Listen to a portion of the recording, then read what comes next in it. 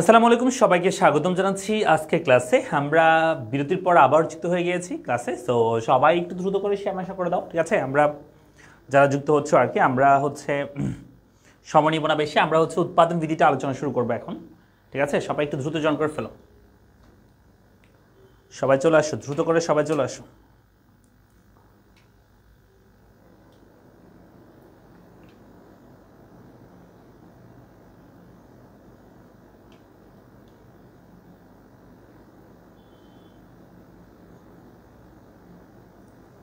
আমি শেয়ার করে দিয়েছি তোমাদের সাথে, তোমরা একটু শেয়ার করে দাও। হামিমুদ্দিন আছে, সালাম দিয়েছে। বাবুল চৌধুরী আছে, সালাম দিয়েছে। ওয়ালাইকুম সালাম। সবাই চলে আসো।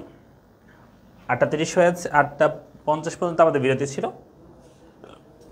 আমরা এক জায়গায় 8:50-এ যুক্ত হয়ে গিয়েছি, ঠিক আছে?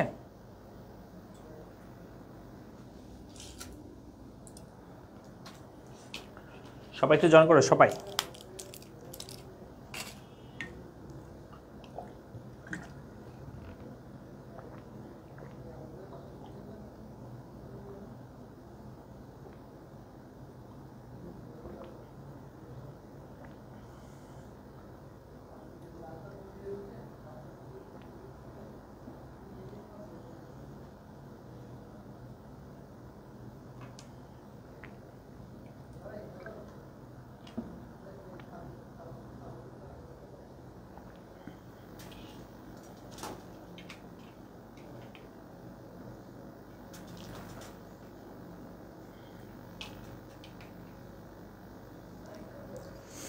মারি ইসলাম আছে, সালাম দিয়েছে। সবাইকে চলে আসছে, সবাই একটু শেয়ার করে দাও, দ্রুত করো, দ্রুত দ্রুত, আমরা তাড়াতাড়ি করি।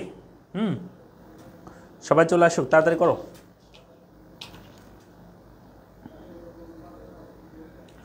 লামহা লামিয়া আছে, সালাম দিয়েছে। স্মৃতি আছে, সালাম দিয়েছে। আক্তার আছে, মৌ আছে। ওকে আছে স্যার, ওকে। একটু শেয়ার করে দাও, আবার একটু কষ্ট করে, আবার একটু সবাই কষ্ট করে শেয়ার করে দাও, কেমন? একটু সবাই কষ্ট করে শেয়ার করে দাও।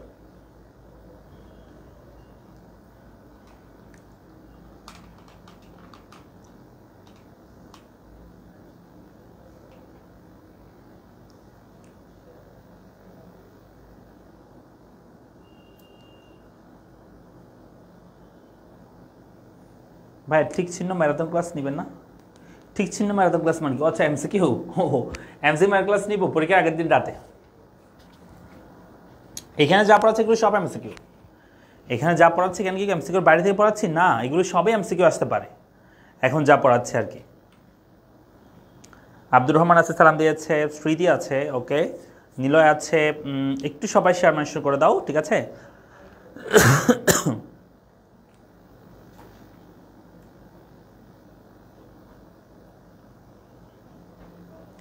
এমসিকিউ বেশি প্রবলেম হয়, তুমি ক্লাসগুলো করো, তুমি এমনিতে এমসিকিউ পারবা। তুমি ক্লাসগুলো আগে মানে ঠান্ডা মাথায় ক্লাসগুলো করো, তাহলে তুমি এমসিকিউ পারবে। এমনিতে পারবে না, হ্যাঁ, এমনিতে তো আর সম্ভব না। সো আমরা শুরু করে দিচ্ছি, ঠিক আছে? আমরা শুরু করে দিচ্ছি। আমরা যেটা পড়বো সেটা হচ্ছে প্রথমে ক্রম ও রাশমান। এখানে মনে হয় টপিকটার নাম দিতে বলে গেছে, আমি একটু লিখে দিচ্ছি। এটা হচ্ছে 1 নাম্বার টপিক, সেটা হচ্ছে ক্রম রাশমান প্রান্তিক প্রান্তিক উৎপাদন বিধি, অর্থাৎ এগুলো হচ্ছে স্বল্পকালীন উৎপাদন বিধিগুলো আর কি। হ্যাঁ, স্বল্পকালের প্রথমটা, এটাই পরীক্ষা সবচেয়ে বেশি আসে। সো আমরা এখানে একটা সূচি দেখতে পাচ্ছি। এই সূচির মধ্যে পরীক্ষা যেটা হবে, জমির পরিমাণ, শ্রম এবং উৎপাদনের পরিমাণ, এটা পরীক্ষা দেওয়া থাকতে পারে, অথবা মোট উৎপাদন না থেকে প্রান্তিক উৎপাদন দেওয়া থাকতে পারে। আচ্ছা, প্রথমে মোট উৎপাদন দেওয়া আছে মনে করো, আমরা প্রান্তিক উৎপাদন বের করবো। এগুলো তো আমরা শিখছি না, ওই যে উপরে শিখছিলাম আমরা সেকেন্ড চ্যাপ্টারে, ওইটার মতোই। তাহলে এখানে আমরা যেটাই মোট থাকবে সেটাই প্রান্তিক লিখবো, প্রান্তিক উৎপাদন। তারপর এই মোট উৎপাদন পার্থক্য লিখবো। 18 থেকে 10 বিয়োগ করলে আনসার হবে 8, 24 থেকে 18 বিয়োগ করলে 6, 28 থেকে 24 বিয়োগ করলে 4। এই যে আমাদের প্রান্তিক বের হয়ে গেছে। তাহলে মোট উৎপাদন থাকলে প্রান্তিক উৎপাদন এভাবে বের করবো। আবার যদি কোনো কারণে পরীক্ষায় প্রান্তিক উৎপাদন দেওয়া থাকে, হ্যাঁ, বলে যে মোট উৎপাদন নির্ণয় করো, তখন যেটা প্রান্তিক আছে সেটা প্রথমে মোট লিখবা, যেটা প্রান্তিক আছে সেটা মোট লিখবা, ওই মোটের সাথে পরের প্রান্তিকটা যোগ করবা। এই মোটের সাথে পরের প্রান্তিক হচ্ছে 8 যোগ করলে হবে 18, 18-এর সাথে 6 যোগ করলে হবে 24, 24-এর সাথে 8 যোগ করলে হবে 28। এই যে হয়ে গেছে। তাহলে মোট থাকলে প্রান্তিক, প্রান্তিক থাকলে মোট বের করতে পারবো? বলো, মোট থাকলে প্রান্তিক, প্রান্তিক থাকলে মোট বের করতে পারবো? মোট থাকলে প্রান্তিক প্রান্তিক থাকলে মোট বের করতে পারবা? একটু বলো সবাই, সবাই একটু বলবা। মোট থাকলে প্রান্তিক প্রান্তিক থাকলে মোট বের করতে পারবা কিনা? তাহলে মোট থাকলে যেটা মোট থাকবে সেটা প্রান্তিক লিখবা, তারপর এই মোটের পার্থক্যগুলো লিখবা। 18 থেকে 10 বের করলে হয় 8, 24 থেকে 18 বের করলে 6, 28 থেকে 24 বের করলে 4। আর যদি প্রান্তিক দেওয়া থাকে মোট বের করতে বলে তখন যেটাই মোট সেটা প্রান্তিক লিখবা, সরি যেটা প্রান্তিক সেটা মোট লিখবা প্রথমে, তারপর ওই মোটের সাথে পরে প্রান্তিক যোগ করবা। হ্যাঁ, এভাবে করে বের করবা। ঠিক আছে? আচ্ছা গেল। এখন এখান থেকে পরীক্ষা প্রথমত এটা বের করে তোমাকে হয়তো অনেক সময় পরীক্ষা বলতে পারে এটা কোন বিধি কার্যকর হয়েছে। দেখো এটা বিধি হচ্ছে এখানে যেহেতু প্রান্তিক উৎপাদনটা ক্রমান্বয়ে কি পাচ্ছে, হ্রাস পাচ্ছে, এটাকে আমরা বলবো ক্রমহ্রাসমান প্রান্তিক উৎপাদন বিধি। আবার অনেক সময় এমন হয় প্রথমটা 10 ছিল, এরপরটা 12 হয়েছে, এরপরটা আবার 8, তারপর মনে করো 6 হয়েছে। প্রথমে বাড়ছে প্রান্তিক উৎপাদন, তারপর হ্রাস পাইছে, এটাকে আমরা ক্রমহ্রাসমান বলবো। তারপর বলবো যে কি প্রথম কি হয়েছে এটা একটু ক্রমবর্ধমান হয়েছে, তারপর ক্রমহ্রাসমান প্রান্তিক উৎপাদন বিধি কার্যকর হয়েছে, এরকম আমরা বলতে পারি। তোমাদের সাথে তোমাদের স্যার রিমন স্যার যুক্ত হয়েছে। জি স্যার, পারবো ইনশাল্লাহ। আচ্ছা, তাহলে আমরা মোট থাকলে প্রান্তিক প্রান্তিক থেকে মোট বের করতে পারবো। তাহলে এটা ক্রমহ্রাসমান প্রান্তিক উৎপাদন কার্যকর হয়েছে, কারণ এখানে প্রান্তিক উৎপাদন ক্রমান্বয়ে কি পাচ্ছে, হ্রাস পাচ্ছে। এখানে প্রথমে তোমাকে আঁকতে হবে টিপি রেখার, মানে টোটাল প্রোডাকশন রেখা আঁকতে হবে। একদম সিম্পল, একদম সিম্পল। এখানে আমরা নিচের দিকে ধরবো হচ্ছে আমাদের জমি এবং শ্রম। তুমি যারা শুধু শ্রম ধরলে হবে, তবে আমি বলবো দুইটাই ধরো। তাহলে এখানে জমি এবং আমরা শ্রম ধরলাম। তো জমি এখানে এক এক করে আছে সবসময়। দেখছো এখানে একটা উপকরণ কিন্তু স্থির, যেহেতু স্বল্পকাল বলতেছি তাই একটা উপকরণ স্থির থাকবে। আর একটা উপকরণ কি হবে, এখানে পরিবর্তন হবে, মনে রাখবা। স্বল্পকালীন এই যে প্রান্তিক উৎপাদন বিধিগুলোর ক্ষেত্রে একটা উপকরণ স্থির, একটা উপকরণ কি হবে, পরিবর্তনশীল হবে। তাহলে এখানে এই যে শ্রম সেটা এখানে সবসময়, সরি জমির পরিমাণটি স্থির। তাহলে এটা আমরা এভাবে লিখবো 1,1, 1,1, তারপরটা আমরা লিখবো 1,2, তারপরটা লিখবো 1,3, তারপরটা লিখবো 1,4। এই যে 1,1, 1,2, 1,3, 1,4 লিখছি। তুমি চাইলে শুধু শ্রম দিয়েও লিখতে পারবা, কোনো সমস্যা নেই। তারপর আমি দুইটা লিখছি। আর উপর হবে আমাদের মোট উৎপাদন। উপর হবে আমাদের কি বলো, মোট উৎপাদন, যেটাকে আমরা বলি টোটাল প্রোডাকশন। মোট উৎপাদন যেটাকে আমরা বলি টোটাল প্রোডাকশন বলে থাকি। হ্যাঁ, মোট উৎপাদন বা টোটাল প্রোডাকশন আমরা বলে থাকি। সো আমাদের এখানে মোট উৎপাদনটা হচ্ছে 10, 18, 24, 28 আছে। তাহলে আমরা এখানে 5 করে ধরি। তাহলে 5, 10, 15, 20, আচ্ছা বেশি বড় বড় ধরো, একটা ছোট ছোট করে ধরি। হ্যাঁ, বেশি বড় হয়ে গেছে। 5, 10, 15, 20, 25, 30, ঠিক আছে। তো এখানে আমরা ধরছি 5, 10, 15, 20, 25, 30 বিন্দুগুলো বের করে ফেলি আমরা। প্রথম মোট উৎপাদন একের সাথে এদিকে 1, শ্রম 1 হলে এটা 10, মানে এই যে পরের এক যেটা হচ্ছে শ্রম, এটার একের সাথে 10। প্রথমে দেওয়া হবে এখানে 2 এর সাথে হবে 18, 18 এখানে 3 এর সাথে হবে 24, এই 3 এর সাথে হবে 24, 24 মানে হচ্ছে এইটুক। 4 এর সাথে হবে 28, এই 4 এর সাথে হবে 28, 28 মানে হচ্ছে এইটুক। এই সবগুলো ভিতরে যোগ করলে যেটা পাবো সেটা হচ্ছে আমাদের এখান থেকে শুরু করবো। এটা হচ্ছে আমাদের কি রেখা, মানে টোটাল প্রোডাকশন রেখা। টোটাল প্রোডাকশন 0 থেকে শুরু করতে পারো, অথবা এখান থেকে শুরু করতে পারো, তবে 0 থেকে করতে পারো, কারণ শ্রম আর মূল্য যদি 0 হয় তাহলে মোট উৎপাদন 0 হবে, সেজন্য এটা 0 থেকে শুরু করলেও কোনো প্রবলেম নাই। আবার চলো সেই প্রান্তিক উৎপাদনটা বের করে ফেলি। আমি এখানে রাখতেছি, দেখো প্রান্তিক উৎপাদনটা। তাহলে এখানে হবে আবার জমি এবং শ্রম, জমি শ্রম আমি ধরলাম, আর বোর্ড দিকে আমরা ধরলাম প্রান্তিক উৎপাদন এমপি, আমি শর্টকাট লিখতেছি এমপি। তো জমি এবং শ্রম 1, 2, 3, 4, 1,1, 1,2, 1,3, 1,4, আর উপর দিকে হচ্ছে প্রান্তিক উৎপাদন 10, 8, 6, 4, 2, তাহলে 2 করে ধরি 2, 4, 6, 8, 10, 2, 4, 6, 8, 10 বিন্দুগুলো বের করে আমরা প্রথমে 1 এর সাথে 10 এর বিন্দু, এদিকে 1 এর সাথে হবে 10 এর বিন্দু, এদিকে 1 এর সাথে 10, এটা হচ্ছে প্রথম বিন্দু। তারপর হবে 2 এর সাথে 8 এর বিন্দু, এদিকে 2 এর সাথে হবে 8 এর বিন্দু, এটা দ্বিতীয় বিন্দু। তারপর হবে 3 এর সাথে 6 এর বিন্দু, এদিকে 3 এর সাথে হবে 6, তারপরে 4 এর সাথে হবে 4 এর বিন্দু, এদিকে 4 এর সাথে হবে 4 এর বিন্দু, এটা। এই সবগুলো যোগ করলে যেটা পাবো সেটা হচ্ছে এমপি, মানে মার্জিনাল প্রোডাকশন রেখা নিম্নগামী হচ্ছে। যেহেতু এটা ক্রমহ্রাসমান প্রান্তিক উৎপাদন বিধি, তাই এখানে এমপি রেখা নিম্নগামী হবে। এই সিম্পল জিনিস থেকে তোমাদের এসএসসি পরীক্ষায় আসবে, এতটুকুই। এটা আসবেই পরীক্ষায়, ক্রমহ্রাসমান প্রান্তিক উৎপাদন বিধি পরীক্ষা আসবেই। পারবে না, ব্যাখ্যা করতে হবে চিত্রের ভূমিকে কি, লম্বকে কি, চিত্রটা কেমন আসছে সেটা ব্যাখ্যা করবা। মোট উৎপাদন প্রথম বৃদ্ধি পেয়ে হ্রাস পাচ্ছে আস্তে আস্তে, আর প্রান্তিক উৎপাদন ক্রমান্বয়ে কি পাচ্ছে, হ্রাস পাচ্ছে, এইটুকু বলতে হবে। পারবা তো? এটা হচ্ছে ক্রমহ্রাসমান প্রান্তিক উৎপাদন বিধি। অন্য বিধিগুলো পরীক্ষা আসে না, সাধারণত ক্রমহ্রাসমানটাই আসে পরীক্ষায়, কারণ আমাদের লাইফের সাথে এই ক্রমহ্রাসমান প্রান্তিক উৎপাদন বিধি সবচেয়ে বেশি কার্যকর আর কি, অন্যগুলো তেমন একটা কার্যকর না। বুঝতে পারছি? হ্যাঁ, শুধু শ্রমের পরিমাণ দিলেও হবে, তবে আমি দুইটা একসাথে দিয়েছি, কমা দিয়ে লিখছি, ওইটা হলে আরও বেটার, ভালো আর কি। আচ্ছা, তাহলে গেল এটা। এর প্রসেসে এই ক্রমশ প্রান্তিক উৎপাদন বিধির প্রয়োগ ক্ষেত্র, ঠিক আছে? ক্রমশ প্রান্তিক উৎপাদন কোন কোন ক্ষেত্রে প্রয়োগ হয় এগুলো পরীক্ষা আসে। বলছে কৃষিখাতে সবচেয়ে বেশি এটা প্রয়োগ হয়, কারণ কৃষিখাতে উন্নত প্রযুক্তি ব্যবহার হয় না, সেজন্য দেখা যায় যে আমরা একটা কৃষি জমিতে যখন উৎপাদন করি তখন উৎপাদনটা কিন্তু ক্রমান্বয়ে হ্রাস না পেয়ে, হ্যাঁ ক্রমান্বয়ে হ্রাস পায়। আমাদের যে কৃষি জমি সেই জমিতে উৎপাদনটা ক্রমান্বয়ে কি পায়? হ্রাস পায়।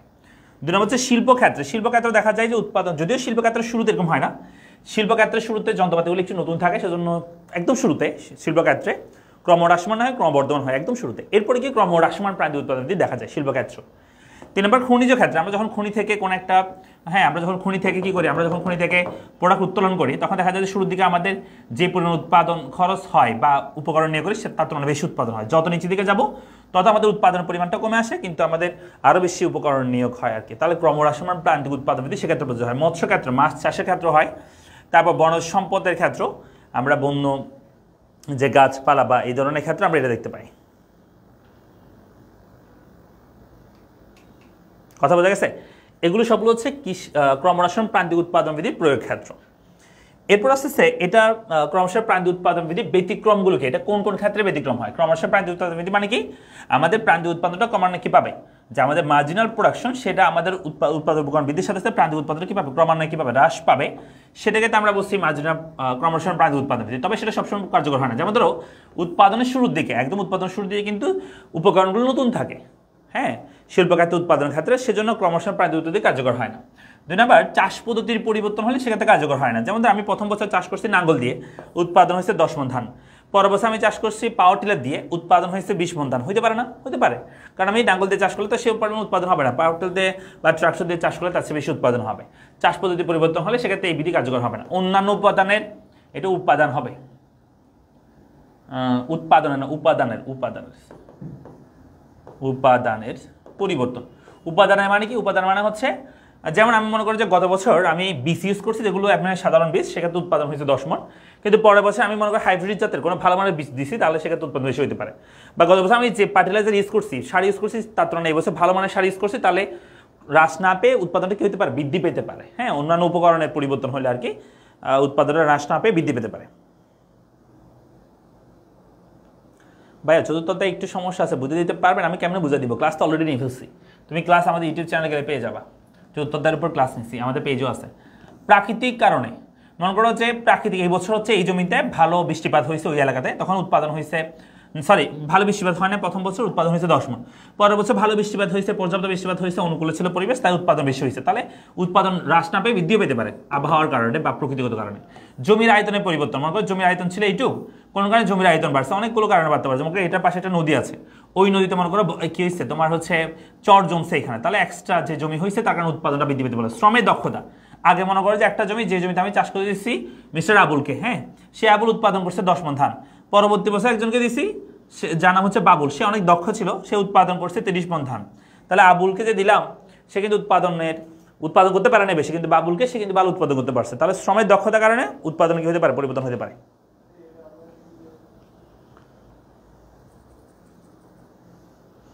আমরা কি বুঝছি? সাইডে জানাত বলতে স্যারের লেখার উন্নয়ন করা দরকার, আসলেই দরকার, কিন্তু উন্নয়ন হচ্ছে না। বাংলাদেশের উন্নয়ন হচ্ছে, কিন্তু আমার লেখার কোনোভাবে উন্নয়ন হচ্ছে না। কি করতাম বলো? এটা তো ডাক্তার লেখাচ্ছে, খারাপ হয়ে গেছে, দেখছেন অবস্থা।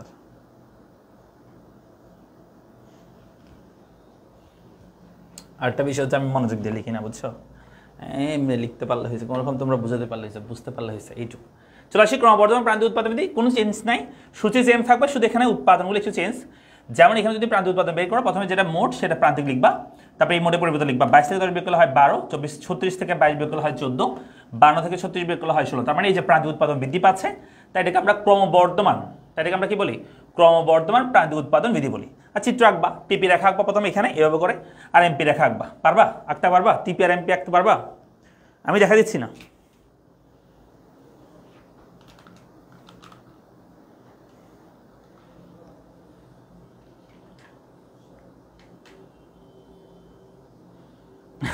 নূর হাসান বলছে আবুল আমার দাদা। আচ্ছা,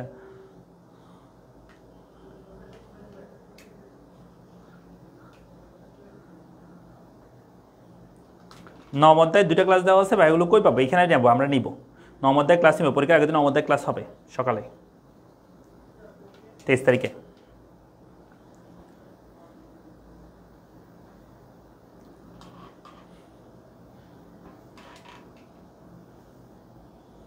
হয়েছে? পারবা আশা করি? ওকে, পারবা বলতেছে। তাহলে চলে আসলে আমরা পরেরটা, এটা হচ্ছে স্থির বা সমানুপাতিক, যেখানে আমাদের এই মোট উৎপাদন দেওয়া আছে, প্রান্তিক উৎপাদন বের করতে হবে। সো যেটা মোট সেটা প্রান্তিক লিখবা, তারপরে এই মোটে পার্থক্য লিখবা। 20 থেকে 10 বিয়োগ করলে হয় 10, 30 থেকে 10 বিয়োগ করলে এটা, 40 থেকে 30 বিয়োগ করলে হয় এটা। আর যদি প্রান্তিক দেওয়া থাকে কোনো কাছে, তাহলে সেক্ষেত্রে কি করবা? মোট বের করতে হলে যেটা প্রান্তিক সেটা মোট লিখবা, ওই মোটের সাথে পরের প্রান্তিক যোগ করবা, ওই মোটের সাথে পরের প্রান্তিক যোগ করবা, এটার সাথে যোগ করবা, তারপরে এইভাবে বের হবে। হ্যাঁ, ওই যে আমরা মোট উপযোগ গড় উপযোগ প্রান্তিক যোগ করছি সেটার মধ্যে, এগুলো এত আহামরি কিছু নাই তো, একদম সহজ। তারপর টিপি রেখা, এই যে টিপি রেখা আর এমপি রেখা আঁকবা, আর কোনো কাজ নাই, শেষ শেষ।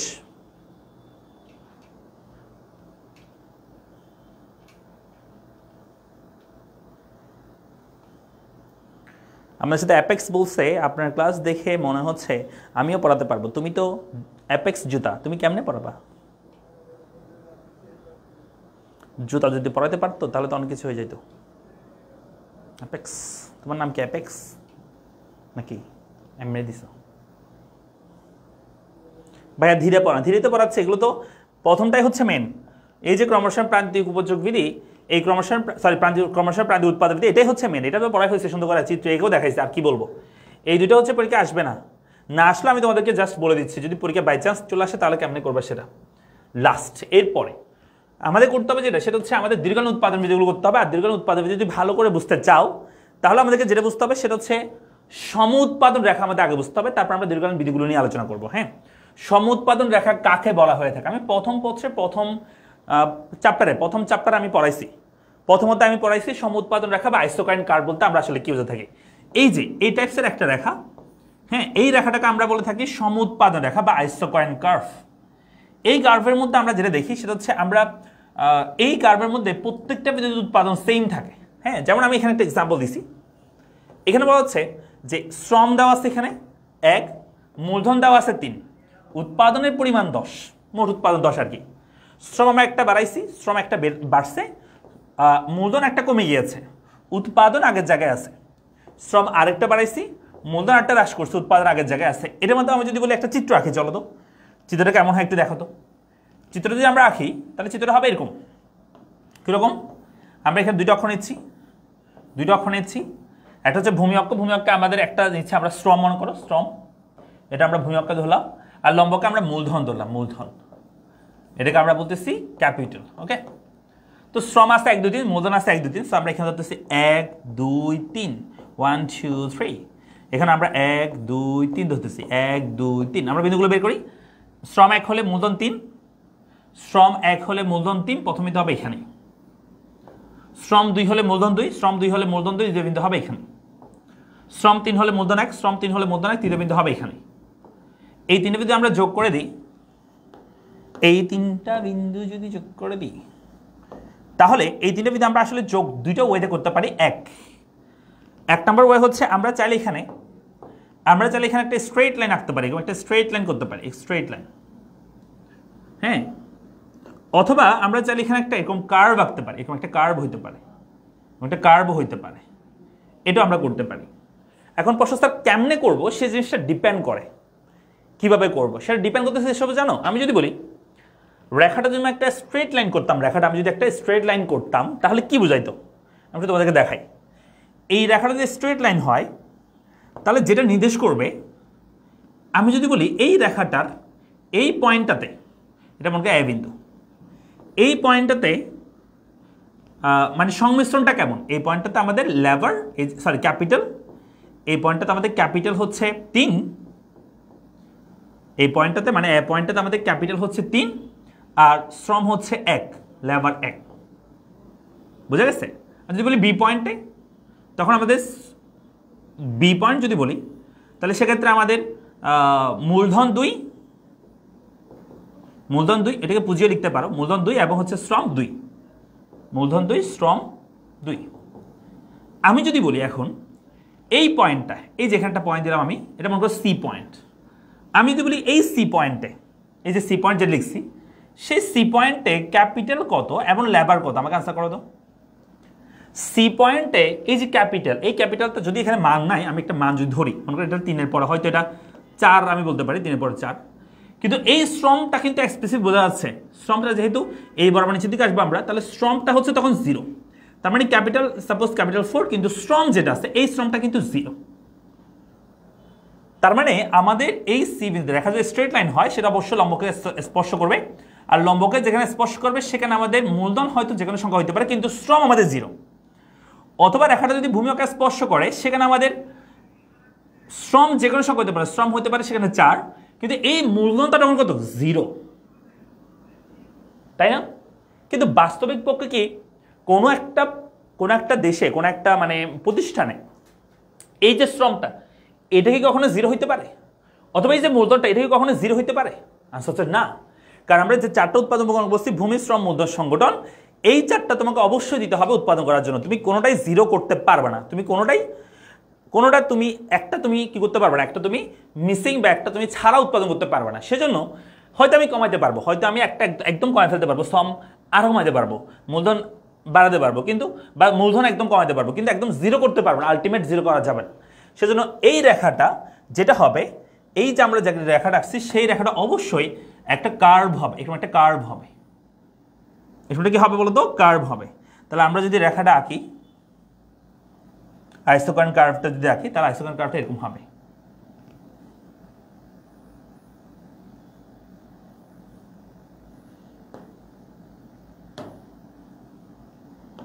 তখন আমাদের রেখাটা হবে এরকম। এটা আমাদের বিন্দু, এটা বিন্দু, এটা বিন্দু। তাহলে আমরা 3টে বিন্দু যোগ করি, এরকম একটা রেখা পাবো। এটাই হচ্ছে আমাদের আইসোকয়েন কার্ভ। মনে রাখবা, এই আইসোকয়েন্টের কার্ভের এখানে তুমি এই সংমিশ্রণে যে বিন্দুটা পাচ্ছ, মনে করো এ বিন্দু, এটা বি বিন্দু, এটা সি বিন্দু, প্রত্যেকটা বিন্দুতে কিন্তু উৎপাদনের পরিমাণ কি থাকবে? সেম থাকবে। এভাবে না লিখলে চলে। আমরা এই জায়গায় যদি লিখে দিই, এই যে এই জায়গায় আমি যদি লিখে দিই এ বিন্দু, বি বিন্দু, সি বিন্দুতে যদি আমি বলি যে উৎপাদনের পরিমাণটা যদি বলি, সেটা হচ্ছে এই আইসোকয়েন্টের যে মান, এখানে আইসোকয়েন্ট কার্ভের মান মনে করো 10 লিখে দিলাম। তার মানে এই রেখাটার মধ্যে আমি যেভাবে উৎপাদন করি না কেন, উৎপাদন হবে 10। এটা হইতে পারে না? হ্যাঁ হইতে পারে। আমি চাইলে কোনো একটা দেশ চাইলে শ্রম কম মূলধন বেশি, বা মূলধন কম শ্রম বেশি উৎপাদন করতে পারে, কিন্তু উৎপাদনটা সেম থাকবে অলওয়েজ। উৎপাদনটা কি থাকবে? সেম থাকবে। এটাকে আমরা বলে থাকি আইসোকয়েন কার্ভ বা সমউৎপাদন রেখা। ক্লিয়ার? আইসোকয়েন কার্ভ বা সমউৎপাদন রেখা। স্যার সমউৎপাদন রেখা কি আসবে? আসবে না, এমনি পড়াচ্ছি, মানে হুদাই পড়াচ্ছি আর কি। আসবে না যে এমন কিছু তো আমি পড়াচ্ছি না, এমন কিছু পড়াচ্ছি আমি, আসবে না যে এমন কিছু। তোমার কি মনে হয় এই টপিক থেকে সিকিউ আসবে না? কেমনে সিকিউ সেটা দেখা দিচ্ছে, তো একটু ওয়েট করো, ধৈর্য ধরো। তাহলে আইসোকয়েন কার্ভ হচ্ছে, ও আচ্ছা, তোমাদের মনে হয় কঠিন লাগতেছে, সেজন্য তোমরা বলতেছো যে স্যার একটু স্কিপ করা যায় কিনা কোনোভাবে। এটা বলতেছো? দেখো, তুমি যখন তুমি চিন্তা করো আমি পারবো, আমি এটা নিতে পারবো, আমি এটা বুঝতে পারবো, তাহলে তুমি পারবে। আর যদি তুমি চিন্তা করো যে না এটা কঠিন মনে হচ্ছে, তাহলে পারবো না, তাহলে তুমি পারবে না। এটা একদম সিম্পল কথা। আমি বলতেছি এটা একটা আইসোকয়েন কার্ভ, জাস্ট এটুকু মনে রাখো। আইসোকয়েন কার্ভ আইকিউ, যেটা প্রত্যেকটা বিন্দুতে উৎপাদন সেম। আচ্ছা, এখন আমি যদি বলি আমি উৎপাদন বাড়াতে চাই, আমি উৎপাদন 10-এর জায়গায় 20 করতে চাই, তাহলে কি করতে হবে? এই রেখাটা তখন উপরের দিকে শিফট করবে। এটাকে আমরা বলতে পারি যে এটা আইসোকয়েন কার্ভ 1, এটা হচ্ছে 2, যেখানে উৎপাদনের পরিমাণ 20। আমি চাচ্ছি আরও বাড়াবো, তাহলে রেখাটা আরও উপরে শিফট করবে। তখন সে করতে হবে আইসোকয়েন কার্ভ, এটা হবে 2, এটা হবে 3, সেখানে মনে করো উৎপাদনের পরিমাণ 30, এরকম হবে। হ্যাঁ, এই যে এখানে যে রেখাগুলো উপর দিকে শিফট করতেছে, তার মানে আমাদের আইসোকয়েন কার্ভ উপর দিকে শিফট করা মানে হচ্ছে উৎপাদন বৃদ্ধি পাবে, সেটা বোঝাবে। ওকে, এটা কেন করতেছি আমরা? এটা করার পেছনে একটাই কারণ, সেটা হচ্ছে আমরা একটু পরে যে ভিডিওগুলো আমরা পড়বো, সেগুলো হচ্ছে এই চিত্রের মাধ্যমে আমরা করবো, এই চিত্রগুলোর মাধ্যমে করবো। এই চ্যাপ্টার থেকে 2টা সিকিউ আসবে মিনিমাম।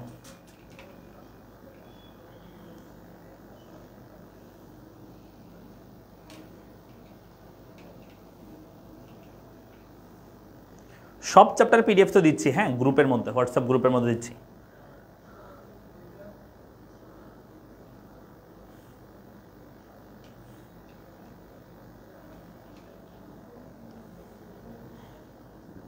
হয়েছে? চলে আসি এরপর আমরা। এরপর এখানে আছে 3 নম্বরের যে টপিক, সেটা হচ্ছে এরপর আমাদের যে টপিক সেটা হচ্ছে মাত্রাগত উৎপাদন কাকে বলে। ওই যে বলছি, উৎপাদনের উপকরণের মাত্রাগত পরিবর্তন যে হারে উৎপাদন উপকরণের মাত্রাগত পরিবর্তনের ফলে উৎপাদন যে পরিবর্তন হয় তাকে মাত্রাগত উৎপাদন বলে। এখানে আমাদের 3টা বিধি আছে। ক্রমহ্রাসমান মাত্রা উৎপাদন বিধি, ঠিক আছে।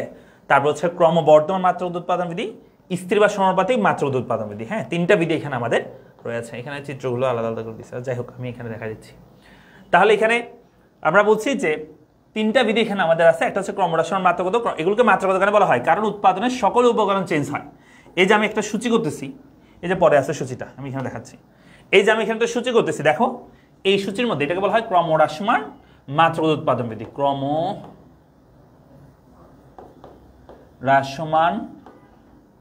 মাত্রাগত উৎপাদন বিধি। প্রথমত হচ্ছে বুঝতে হবে তোমাকে এটা মাত্রাগত কেন, তারপর ক্রমহ্রাসমান ক্রমবর্ধমান সেটা পরে। মাত্রাগত এই জন্য কারণ এখানে দুটো উৎপাদন উপকরণ দেওয়া আছে এবং দুইটাই পরিবর্তন হচ্ছে। কিন্তু একটু আগে যে আমরা প্রান্তিক উৎপাদন বিধিগুলো করছিলাম সেখানে কিন্তু জমি ছিল স্থির এবং শ্রম ছিল পরিবর্তনশীল, মনে আছে তোমাদের? কারণ সেটা স্বল্পকাল, কারণ স্বল্পকালে কিছু উপকরণ স্থির কিছু উপকরণ পরিবর্তনশীল থাকে। কিন্তু দীর্ঘকাল উৎপাদনের সকল উপকরণ চেঞ্জ হবে, মনে থাকবে এটা? ওকে, তাহলে দুটো উপকরণ চেঞ্জ হলে সেগুলো শেষ হবে মাত্রাগত উৎপাদন বিধি। তবে ক্রমহ্রাসমান না ক্রমবর্ধমান সেটা একটু পরে বলতেছি। আচ্ছা, তাহলে এটা আমরা দেখতেছি প্রথমে এখানে দেখতেছি আমাদের উৎপাদনের পরিমাণ দেওয়া আছে 10, 18, 24। এখানে উৎপাদন বলতে টোটাল প্রোডাকশনকে বোঝাচ্ছে। উৎপাদন বলতে কি? টোটাল প্রোডাকশনকে এখানে বোঝাচ্ছে, বোঝা গেছে? তো আমি যদি বলি এখানে টোটাল প্রোডাকশন হচ্ছে 10, তারপর 18, 24। দেখো বৃদ্ধি পাচ্ছে স্যার, এখানে তো বৃদ্ধি পাচ্ছে টোটাল প্রোডাকশন, তাহলে এটাকে ক্রমহ্রাসমান কেন বলতেছি আমরা? কারণ বৃদ্ধি পাচ্ছে ঠিক আছে, কিন্তু বৃদ্ধির হারটা কেমন? প্রতিবার ক্রমহ্রাসমান হারে বৃদ্ধি পাচ্ছে। কেমনে? প্রথমে 10 বৃদ্ধি পাইছে, তারপর দেখো 10 থেকে 18 হয়েছে, তার মানে 8 বৃদ্ধি পাইছে। 18 থেকে 24, তার মানে কত বৃদ্ধি? 6 বৃদ্ধি পাইছে। তার মানে দেখো বৃদ্ধি পাচ্ছে ঠিক আছে, কিন্তু বৃদ্ধির হারটা ক্রমান্বয়ে হ্রাস পেয়ে পেয়ে বৃদ্ধি পাচ্ছে। তাই এটাকে আমরা ক্রমহ্রাসমান মাত্রাগত উৎপাদন বিধি বলে থাকি। ক্লিয়ার?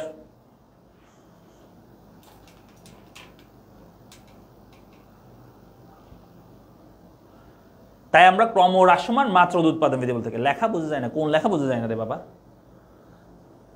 কোন লেখা বুঝতে তুমি? মুখে তো বলেছি ক্রমহ্রাসমান মাত্রাগত উৎপাদন বিধি। বিধি বিধি বিধি লিখি না এখানে।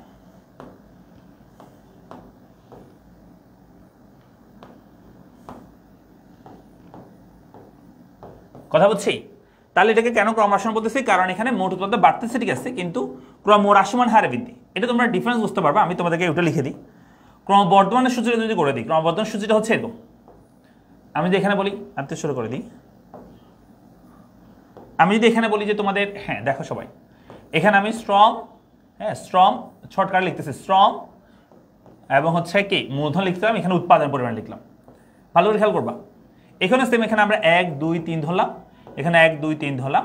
আমাদের উৎপাদন যেটা আছে সেটা আমরা প্রথমে এখানে ধরলাম হচ্ছে 10, তারপর ধরলাম 22, তারপর ধরলাম 36। খেয়াল করবা, এখানে উৎপাদন বাড়তেছে, এখানেও বৃদ্ধি পাচ্ছে, কিন্তু দুই বিধি। কেন দুই বিধি? কারণ এখানে বৃদ্ধি পাচ্ছে, প্রথমে 10 বৃদ্ধি পাচ্ছে, তারপর 8 বৃদ্ধি পাইছে, 8 বৃদ্ধি পেয়ে 18, তারপর 6 বৃদ্ধি পেয়ে 24 হয়েছে।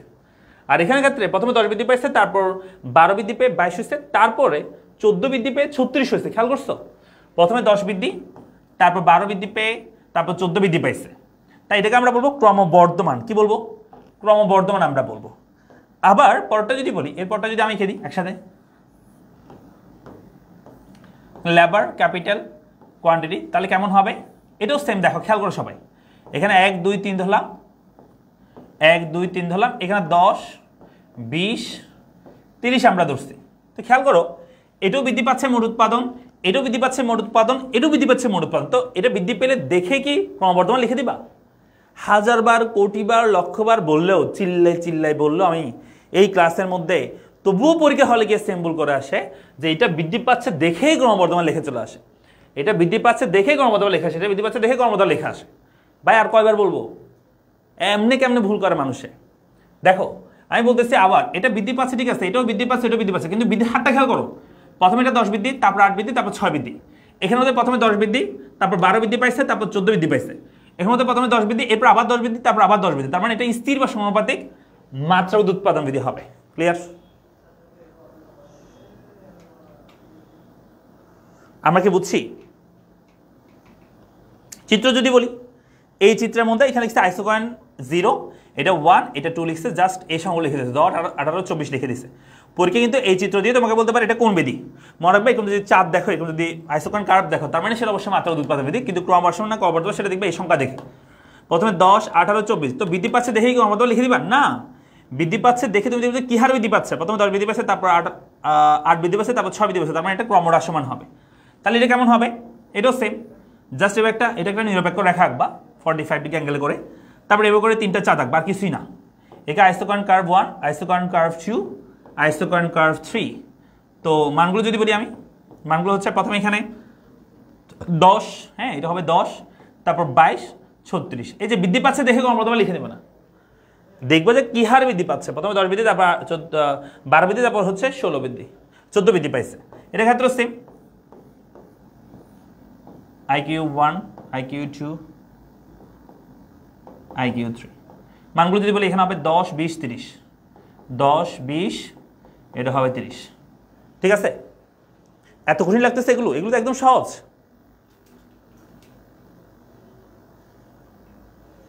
এগুলো তো একদমই সহজ।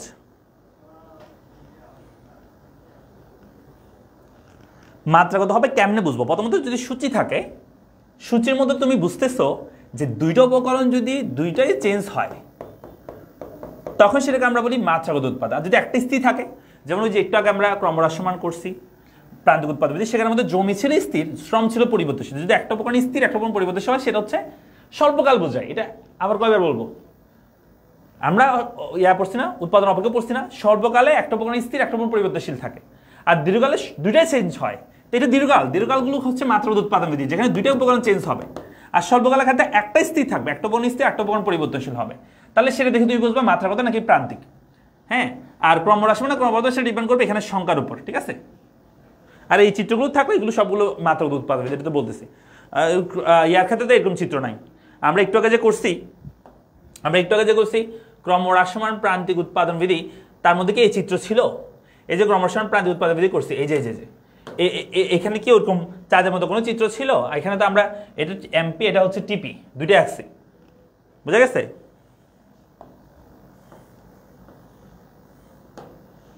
বলো, বুঝতে পারছো না? বলো সবাই।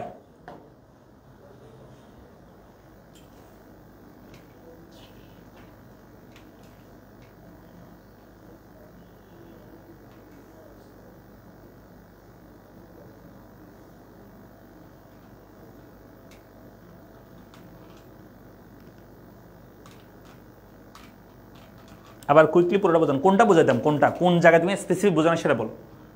আমি তো আবার সব তো বোঝাতে পারবো না। আমি বলতেছি এখানে জাস্ট দুইটা উপকরণের চেঞ্জ হবে এখানে, আর এটার মধ্যে একটা কি থাকবে, মানে স্বল্পকালের ক্ষেত্রে একটা স্থির থাকবে। এখানের মধ্যে যেটা হয় যে আমাদের উৎপাদনটা কি হার বৃদ্ধি সেটা খেয়াল করবে। এটাও বৃদ্ধি পাচ্ছে, এটাও বাড়তেছে, কিন্তু বৃদ্ধি পাচ্ছে দেখে ক্রমবর্ধমান না। হ্যাঁ, বৃদ্ধির কেমনে কি হার বৃদ্ধি পাচ্ছে? প্রথমে 10 বৃদ্ধি পাচ্ছে এখানে, তারপর বৃদ্ধি পাইছে 8। দেখো 10 থেকে 18 হয়েছে, তাহলে 8 বৃদ্ধি পাইছে না, 18 থেকে 24 হয়েছে, তাহলে 6 বৃদ্ধি পাইছে। বিয়োগ করে দেখবা আর কি, প্রথমে 10 আছে, এখান থেকে এটা বিয়োগ করে দেবে, তাহলে হবে 6 বৃদ্ধি পাইছে, আর হচ্ছে 24 বিয়োগ করে তাহলে হচ্ছে 4 বৃদ্ধি পাইছে। এই যে ইজিলি বুঝতে পারতেছো তুমি, বৃদ্ধি পাচ্ছে ঠিক আছে, কিন্তু ক্রমহ্রাসমান হারে বৃদ্ধি, তাহলে এটা ক্রমহ্রাসমান মাত্রাগত উৎপাদন বিধি। এটার ক্ষেত্রে বৃদ্ধি পাচ্ছে ঠিক আছে, কিন্তু প্রথমে 10 বৃদ্ধি, তারপর 12 বৃদ্ধি, তারপর 14 বৃদ্ধি, তাহলে এটা হচ্ছে ক্রমবর্ধমান মাত্রাগত উৎপাদন বিধি। এখানে বৃদ্ধি পাচ্ছে ঠিক আছে, কিন্তু স্থির হারে বৃদ্ধি, 10 10 10 বৃদ্ধি, তাহলে সেটা হবে স্থির বা সমানুপাতিক মাত্রাগত উৎপাদন বিধি। এটা যে কোনো মাপ নিয়ে করলে হবে, নো প্রবলেম। আচ্ছা, তাহলে আমি 3টা একটু করে দিচ্ছি তোমাদেরকে, এই দুইটা তোমরা আমাকে আনসার করো। এই দুটো বিধি কি হবে একটু আনসার করো দেখি সবাই। আমি একটা করে দিচ্ছি। হ্যাঁ, আমি একটা লিখছি, এটা আনসার করবো তোমরা। প্রথমে ক নাম্বার আমি দিলাম একটা চিত্র, আইসোকয়েন কার্ভ 1 2 3।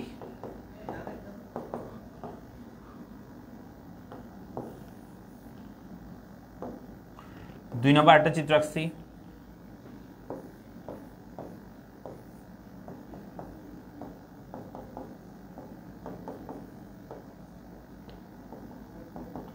তিন নম্বর একটা চিত্র রাখতেছি,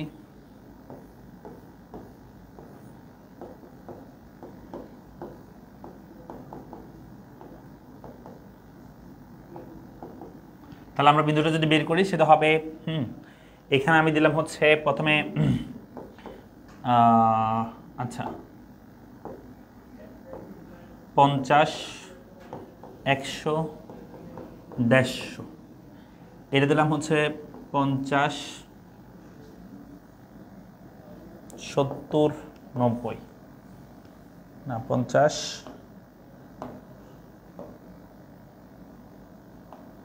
50, 80, 100। আর এটা দিলাম হচ্ছে আমি প্রথমে 50, এখানে 110, এখানে 180। বলো কোনটা কি বিধি, বলো।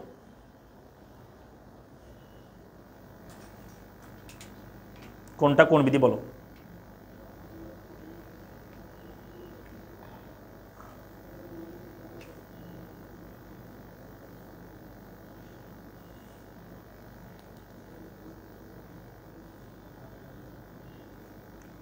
আচ্ছা করো, ক, খ, এটা হচ্ছে গ নাম্বার।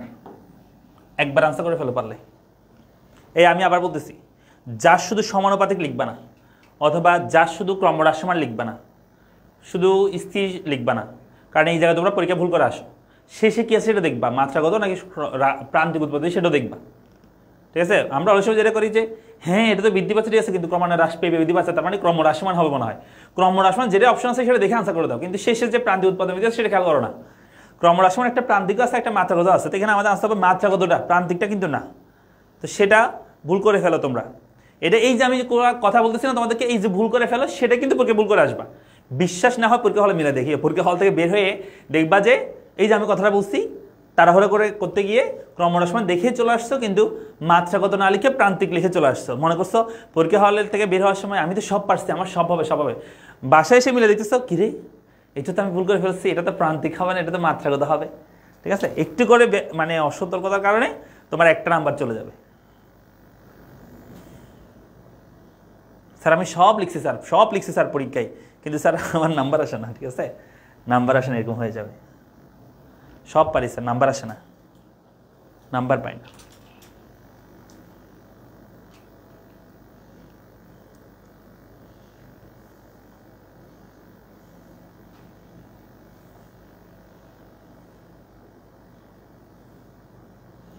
গ নাম্বার লেখা যাচ্ছে না, আমি মানগুলো বলে দিচ্ছি।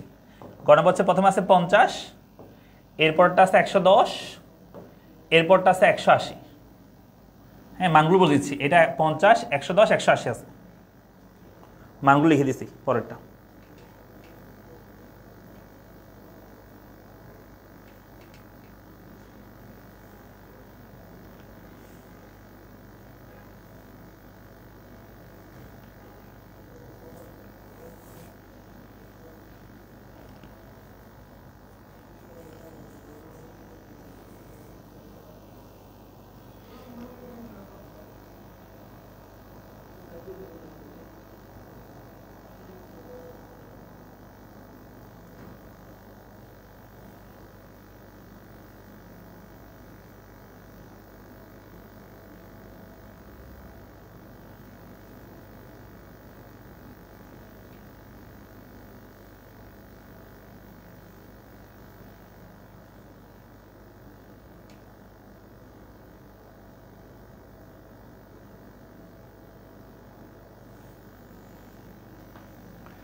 এমসিকিউতে আসবে, হ্যাঁ এমসিকিউতে আসবে, সিকিউতে আসতে পারে।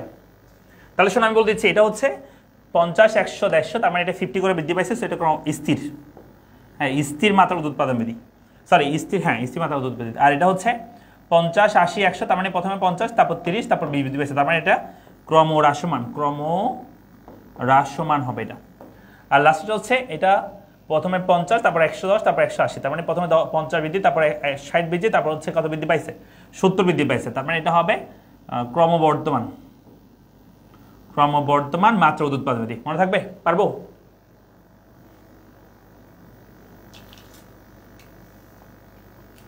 আর একটু বুঝাবেন? আর কি বুঝাবো ভাই, আর কত বুঝাবো? তুমি ক্লাসটা একটু পিছনে টেনে দেখিও। কোনটা কি এখনো বুঝতে সমস্যা হলে আর কিছু বলার নাই, কারণ তোমরা ক্লাসে মনোযোগ দাও না, এটাই হচ্ছে কথা। আমি বলতেছি বৃদ্ধি পাচ্ছে দেখবা, ঠিক আছে, এটা 50 থেকে 100, 100 থেকে 150 বৃদ্ধি পাচ্ছে, ঠিক আছে, কিন্তু কি হারে বৃদ্ধি? প্রথমে 50 বৃদ্ধি পাইছে, তারপর দেখো আবার 50 বৃদ্ধি পেয়ে 100 হয়েছে, তারপর আবার 50 বৃদ্ধি পেয়ে 150 হয়েছে, তাহলে কি হারে বৃদ্ধি পাইছে? স্থির হারে 50 বৃদ্ধি পাইছে। এটা কি হারে বৃদ্ধি পাইছে? প্রথমে 50, তারপর 80, তারপর 100, তার মানে প্রথমে 50 বৃদ্ধি পাইছে, তারপর 30 বৃদ্ধি পেয়ে 80 হয়েছে, তারপর 20 বৃদ্ধি পেয়ে 100 হয়েছে, তার মানে প্রথমে 50, তারপর 30, তারপর 20 বৃদ্ধি পাইছে, তাহলে কি হারে বৃদ্ধি পাচ্ছে? ক্রমহ্রাসমান হারে বৃদ্ধি পাচ্ছে। এখানে প্রথমটা এখানে হচ্ছে 50, তারপর 110, তারপর 180, তাহলে প্রথমে 50 বৃদ্ধি পাইছে, এই পরেরটা, তারপর 110, তার মানে 60 বৃদ্ধি পাইছে, তারপর হচ্ছে 80 হয়েছে 180, তার মানে কত বৃদ্ধি হয়েছে? 70 বৃদ্ধি পাইছে। তাহলে প্রথমে 50, তারপর 60, তারপর 70 বৃদ্ধি পাইছে। তাহলে কি হার বৃদ্ধি? ক্রমবর্ধমান হারে বৃদ্ধি। আর কি বলবো, বলতে বলতে পাগল হয়ে যাবো। ওমা এত কঠিন লাগে এই প্রশ্ন, এই কথা এত কঠিন লাগে তাদের কাছে।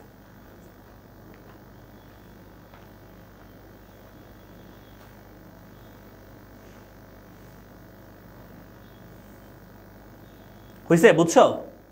আর আছে, আর এখনো কনফিউশন আছে? একটু বলো, এখনো কি কনফিউশন আছে?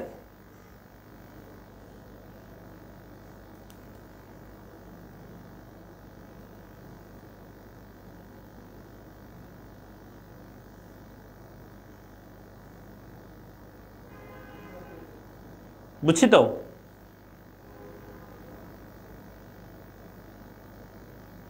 চলে আসি আমরা এই পরের টপিকে। এরপর হচ্ছে মাত্রা উৎপাদন। এটা তো বলবো, এই যেগুলো এগুলো সব বলে ফেলছি। হ্যাঁ, এগুলো সব শেষ, এগুলো সব শেষ, এগুলো সব বলে ফেলছি আমি। হ্যাঁ, এরপর আছে পরিবর্তনীয় উপকরণ অনুপাত বিধি। এটা বেশি পরীক্ষা আসে না, তবে অনেক সময় চলে আসতে পারে। পরিবর্তনীয় উপকরণ অনুপাত বিধি, এটা মানে হচ্ছে আমরা যে আমাদের উপকরণ দুটো থাকে, একটা স্থির উপকরণ, একটা পরিবর্তনীয় উপকরণ। সেই পরিবর্তনীয় উপকরণটা কি হারে পরিবর্তন হলে আমাদের মোট উৎপাদনটা কি হয়, গড় উৎপাদনটা কি হয়, প্রান্তিক উৎপাদনটা কি হয়, সেটা একটা রিপ্রেজেন্টেশন। এটাকে আমরা বলি পরিবর্তনীয় উপকরণ অনুপাত বিধি বা উপকরণ অনুপাত সম্পর্ক, উপকরণ অনুপাত সম্পর্ক বলা হতে পারে। এটা যে একটা সূচি আকারে দেখানোর চেষ্টা করি তোমাদেরকে, দেখা একটু জাস্ট একটু সিম্পলি মনে রাখার চেষ্টা করবো, আর কিছু না। সিম্পলি একটু মনে রাখার চেষ্টা করবো, আর কিছুই না। এখানে বলছে বিধিটি হচ্ছে এখানে পরিবর্তনীয় উপকরণ। মনে করো শ্রম ধরছে এখানে, শ্রম। হ্যাঁ, শ্রম এখানে আছে 1 2 3 4, খেয়াল করবা এরপর 10 পর্যন্ত গেছে। আমি একটু তোমাদেরকে দেখাই। এই তিনটা উৎপাদনের ক্ষেত্রে, মানে শ্রম আমি 1টা 2টা 3টা নিয়োগ করছি, তখন আমাদের মোট উৎপাদন, যেটা শ্রমের মোট উৎপাদন, টোটাল প্রোডাকশন অফ লেবার, সেটা হচ্ছে 6 16 30, তার মানে বৃদ্ধি পাচ্ছে। আর এই যে গড় উৎপাদন, এই গড় উৎপাদনটা কি হচ্ছে? বৃদ্ধি পাচ্ছে।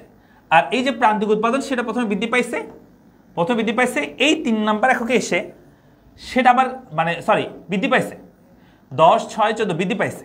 হ্যাঁ, এটাও বৃদ্ধি পাইছে। আচ্ছা, 4 নাম্বার এককে কি? এটা খেয়াল করো, এই দেখো 4 নাম্বার একক, এটাকে বলা হয় প্রথম পর্যায়ে। হ্যাঁ, প্রথম স্তর এটাকে বলা হয়, যেখানে আমাদের উৎপাদন উপকরণ মানে পরিবর্তনীয় যে উৎপাদন, সেটার উপকরণ বৃদ্ধির সাথে সাথে মোট উৎপাদন বাড়তেছে, গড় উৎপাদন বাড়তেছে, প্রান্তিক উৎপাদন বাড়তেছে। তবে এই প্রথম স্তরের শেষে গিয়ে 4 নাম্বার এককে গিয়ে যেটা হয়েছে, মোট উৎপাদনটা বাড়ছে, এটা কোনো সমস্যা নাই। গড় উৎপাদন যেটা আছে সেটা স্থির হয়ে গেছে, স্থির। এটা কি হয়েছে? স্থির হয়েছে, এটা মানে আর বাড়ে নাই।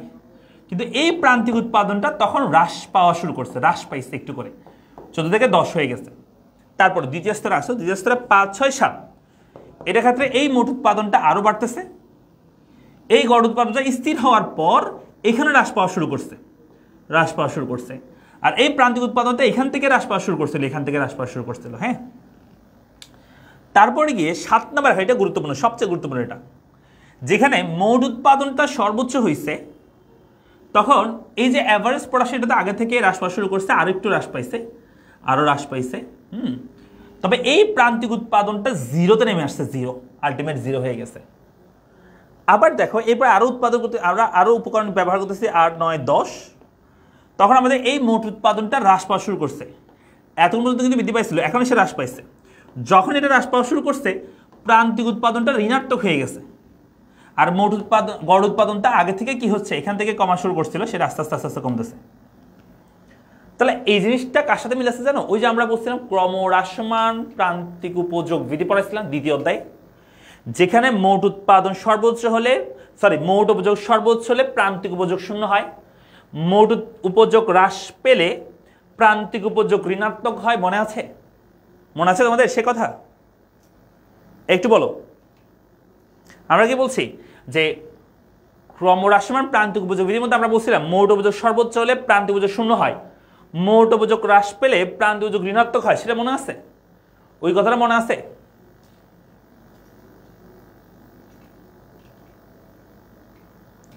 আমি তো বললাম এটা তেমন বেশি আসে না, তবে আসতে পারে পরীক্ষা কঠিন হলে, তখন যখন হার্ড পরীক্ষা হবে তখন এটা আসতে পারে।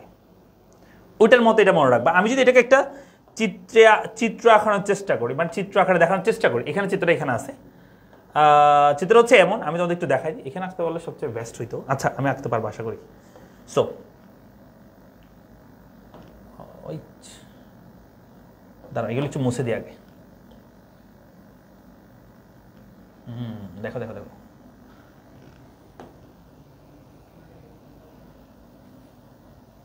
এই সবাই খেয়াল করো, দেখো আমি কেমন করতেছি। এটা আমি একটু ছোট করতেছি, আরেকটু আমি এটা ছোট করতেছি, ছোট করে আমি এখানে রাখতেছি। এটা তো একদিকে চলে যাচ্ছে, ছোট হচ্ছে না কেন? ছোট হবে হবে। এই সবাই খেয়াল করে এটা কেমন করতেছি আমি। এটা আমি এক পাশে রাখলাম। হ্যাঁ, আমি এখন এখান থেকে চিত্রটা আঁকার চেষ্টা করি। এইখানে আঁকতেছি আমি চিত্রটা। সো এখানে আমি যদি বলি এই যে এখানে আমাদের যে উপকরণ আছে লেবার, শ্রম, সেটা আমরা এখানে ধরতেছি। আর উপরের দিকে আমরা এই তিনটে আঁকবো, এই যে মোট উৎপাদন, গড় উৎপাদন, প্রান্তিক উৎপাদন রেখা আঁকবো আমরা। সো মোট উৎপাদন, total production of labour, margin of average production of labour এবং মার্জিনাল প্রোডাকশন অফ লেবার, এই চারটা আমরা তিনটা আমরা করবো। সেখানে আসলে আমি মানে মান ধরে ধরে করবো না, মান ধরে ধরে করতে আমাদের একটু সময় বেশি লাগবে, ঠিক আছে? আমরা মান ধরে ধরে করবো না, আমরা জাস্ট আগে এখানে তিনটা স্তর ভাগ করে ফেলি। আমি তোমাদেরকে দেখাই। এটা মনে করো আমাদের প্রথম পর্যায়, এটা আমাদের দ্বিতীয় পর্যায়, এটা হচ্ছে দ্বিতীয় পর্যায়, তাহলে এটা হচ্ছে প্রথম পর্যায়, দ্বিতীয় পর্যায়, তৃতীয় পর্যায়। এটা আমি নিচে উপকরণগুলো যদি লিখে দিই আরো সুন্দর করে তুমি বুঝতে পারবা। এখানে মনে করো যে আমাদের চারটা দ্রব্য ছিল না, 1 2 3 4, এখানে 1 2 3 4 5 6 7, 5 6 7 8 9 10, ঠিক আছে? আমি উপকরণগুলো যদি একটু লিখতে পারলে ভালো হতো। যাই হোক, আমি লিখে দিচ্ছি। এখানে 1 2 3 4 5 6 7 8 9, হ্যাঁ 10। ওকে, খেয়াল করবা, সবাই খেয়াল করো। আমি জাস্ট এটা রাফলি তোমাদেরকে দেখাচ্ছি, একদম একজ্যাক্টলি যে মানে মান ধরে ধরে করতেছে এমন না, রাফলি তোমাদেরকে দেখা দিচ্ছি কেমন হবে চিত্রটা, ঠিক আছে? রাফলি দেখাচ্ছি, খেয়াল করো সবাই। প্রথমে এখানে এই চিত্রের মধ্যে এই টোটাল প্রোডাকশনটা রেখাটা খেয়াল করো, এই সরি উপকরণের সাথে এই মোট উৎপাদন রেখাটা খেয়াল করবা, মোট উৎপাদন রেখাটা খেয়াল করবা। মোট উৎপাদন রেখাটা হচ্ছে এরকম, 1 থেকে 3 এর ক্ষেত্রে মোট উৎপাদনটা বৃদ্ধি পাচ্ছে, তাই তো? 4 এর ক্ষেত্রে কি পাইছে? বৃদ্ধি পাচ্ছে। আচ্ছা, তাহলে আমরা এখান থেকে শুরু করতেছি। সো রেখাটা এখান থেকে শুরু হচ্ছে, মনে করো 1 থেকে 6, তো আমরা 0 থেকে শুরু করি, এটা সমস্যা নেই। 0 থেকে শুরু করতেছি, যেহেতু আমাদের উপকরণ শূন্য হলে মোট উৎপাদন শূন্য হয়, সেজন্য 0 থেকে শুরু করতেছি। এটা বৃদ্ধি পাচ্ছে এভাবে করে, কি টোটাল প্রোডাকশনটা বাড়তেছে, খেয়াল করছো? বাড়তেছে, এটা বাড়তেছে। আর এই গড় উৎপাদনটা এখানে বাড়ছে, এখানে এসে স্থির হয়েছে একটু করে। তাহলে এই যে এখানে দেখো, এই গড় উৎপাদনটা কিন্তু কি পাচ্ছে? গড় উৎপাদনটা কিন্তু কি পাচ্ছে? এইভাবে করে বৃদ্ধি পাইছে।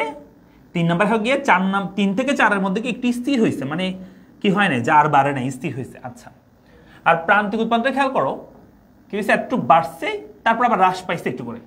তাহলে প্রথমে হচ্ছে বৃদ্ধি পাইছে একটু করে, প্রথমে একটু কি পাইছে? একটু বৃদ্ধি পাইছে। হ্যাঁ, বৃদ্ধি পেয়ে এই 3 নম্বর পর্যন্ত বৃদ্ধি পাইছিল। সরি একটু আমি একটু আবার আসতেছি।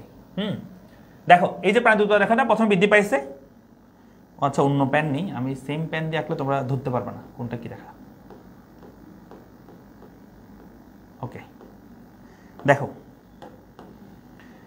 এই এভারেজ প্রশ্ন রেখাটা আবার আঁকতেছি আমি। এভারেজ প্রশ্নটা প্রথমে বৃদ্ধি পাইছে 3 নম্বর পর্যন্ত, 4 নম্বরে গিয়ে স্থির হয়েছে। দেখো 3 থেকে 4 স্থির, তারপর এটা হচ্ছে বৃদ্ধি পাইছে, তারপর হ্রাস পাইছে, তারপরে এটাও হচ্ছে বৃদ্ধি পাইছে। হ্যাঁ, এটাও দেখো, এটা কি হয়েছে? প্রথম আমাদের বৃদ্ধি পাইছে, খেয়াল করো, এটা প্রথমে বৃদ্ধি পাইছে, তারপরে এই 3 নম্বর এককে গিয়ে হ্রাস পাওয়া শুরু করছে।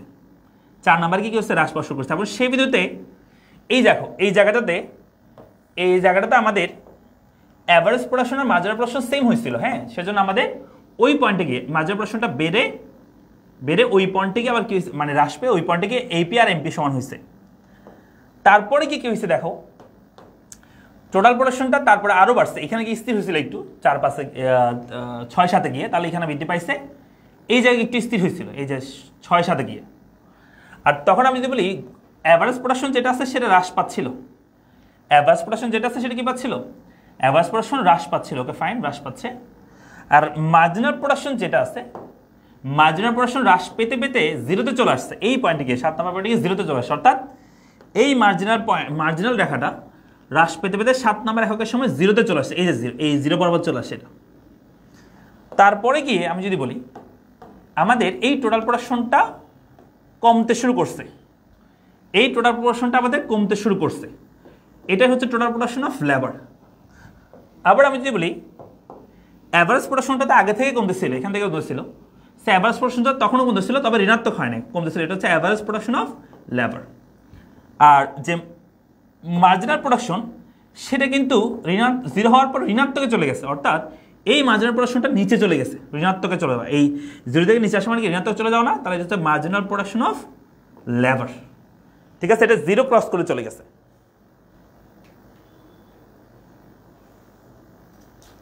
আমরা কি বুঝছি?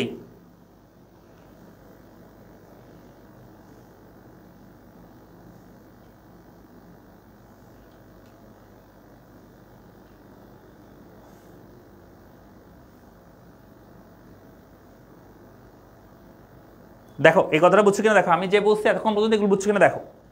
তাহলে টোটাল প্রোডাকশনটা এখানে মনে রাখবো ওই পয়েন্টগুলো। কোন পয়েন্টগুলো? প্রথম পর্যায়ের শুরুতে, প্রথম পর্যায়ে কি শেষের দিকে এপি আর এমপি সমান হয়, তখন টোটাল প্রোডাকশন বাড়তেছিল। আর দ্বিতীয় পর্যায়ে গিয়ে এপি টোটাল প্রোডাকশন যখন সর্বোচ্চ হয়, এই যে টোটাল প্রোডাকশন যখন সর্বোচ্চ হয়, মার্জিনাল প্রোডাকশন তখন শূন্য হয় আর গড় উৎপাদন তো কমতেছিল। এরপর গিয়ে মার্জিনাল টোটাল প্রোডাকশন যখন নিম্নগামী হয়, টোটাল প্রোডাকশন যখন কমতে থাকে, মার্জিনাল প্রোডাকশন তখন ঋণাত্মক হয়। এই কথাগুলো মনে রাখতে হবে, এই দুইটা পয়েন্ট মেইনলি। মোট উৎপাদন সর্বোচ্চ হলে প্রান্তিক উৎপাদন শূন্য হয়, মোট উৎপাদন হ্রাস পেলে প্রান্তিক উৎপাদন ঋণাত্মক হয়। তোমরা বলতে স্যার এটা কেন পড়াচ্ছেন, এটা কি প্রয়োজন? এই এমসিকিউ আসবে পরীক্ষায়, যে বলবে মোট উৎপাদন সর্বোচ্চ হলে প্রান্তিক উৎপাদন কি হয়। তুমি স্যার এটা কোত্থেকে আসছে, কেমনে স্যার বুঝবো, কিভাবে বুঝবো? মোট উৎপাদন সর্বোচ্চ হলে প্রান্তিক উৎপাদন তখন শূন্য হয়, মোট উৎপাদন হ্রাস পেলে প্রান্তিক উৎপাদন তখন ঋণাত্মক হয়। এই প্রশ্ন আসবে, লিখে রাখো।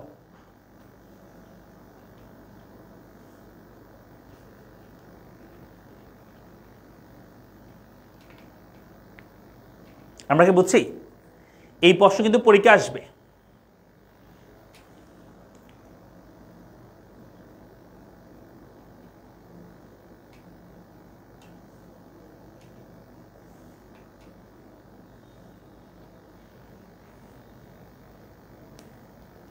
হয়েছে? ওকে, তাহলে আমরা এরপরে যাচ্ছি। তাহলে এটা গেল আমাদের ক্রমহ্রাসমান, আমাদের পরিবর্তনীয় উপকরণ অনুপাত বিধি। এরপর হচ্ছে আচ্ছা এখানে একটু বলে ফেলি, সেটা হচ্ছে এখানে আমরা কোন বিধি উৎপাদন করবো। একটা দেশ সবসময় চাই, বা একটা উৎপাদক প্রদেশ সবসময় চাই যেখানে আমাদের টোটাল প্রোডাকশন সর্বোচ্চ হয় এবং মার্জিনাল প্রোডাকশন জিরো হয়, অর্থাৎ এই দ্বিতীয় স্তরে সবসময় উৎপাদন করতে চাই। এটা হচ্ছে কাম্য বিন্দু, হ্যাঁ, বা কাম্য পর্যায় যেখানে আমরা উৎপাদন করতে চাই। মাথার উপর দিয়ে গেছে, এই যে সারা জীবন পড়াশোনা করে না, এখন বলে স্যার মাথার উপর দিয়ে যাই। এখন একটু কষ্ট করতে বললে, একটু পরিশ্রম, মানে একটু ডিপের পড়াশোনা পড়াইলেই হতাশ। স্যার এগুলি কি বলতেছে, মাথার উপর দিয়ে যাচ্ছে।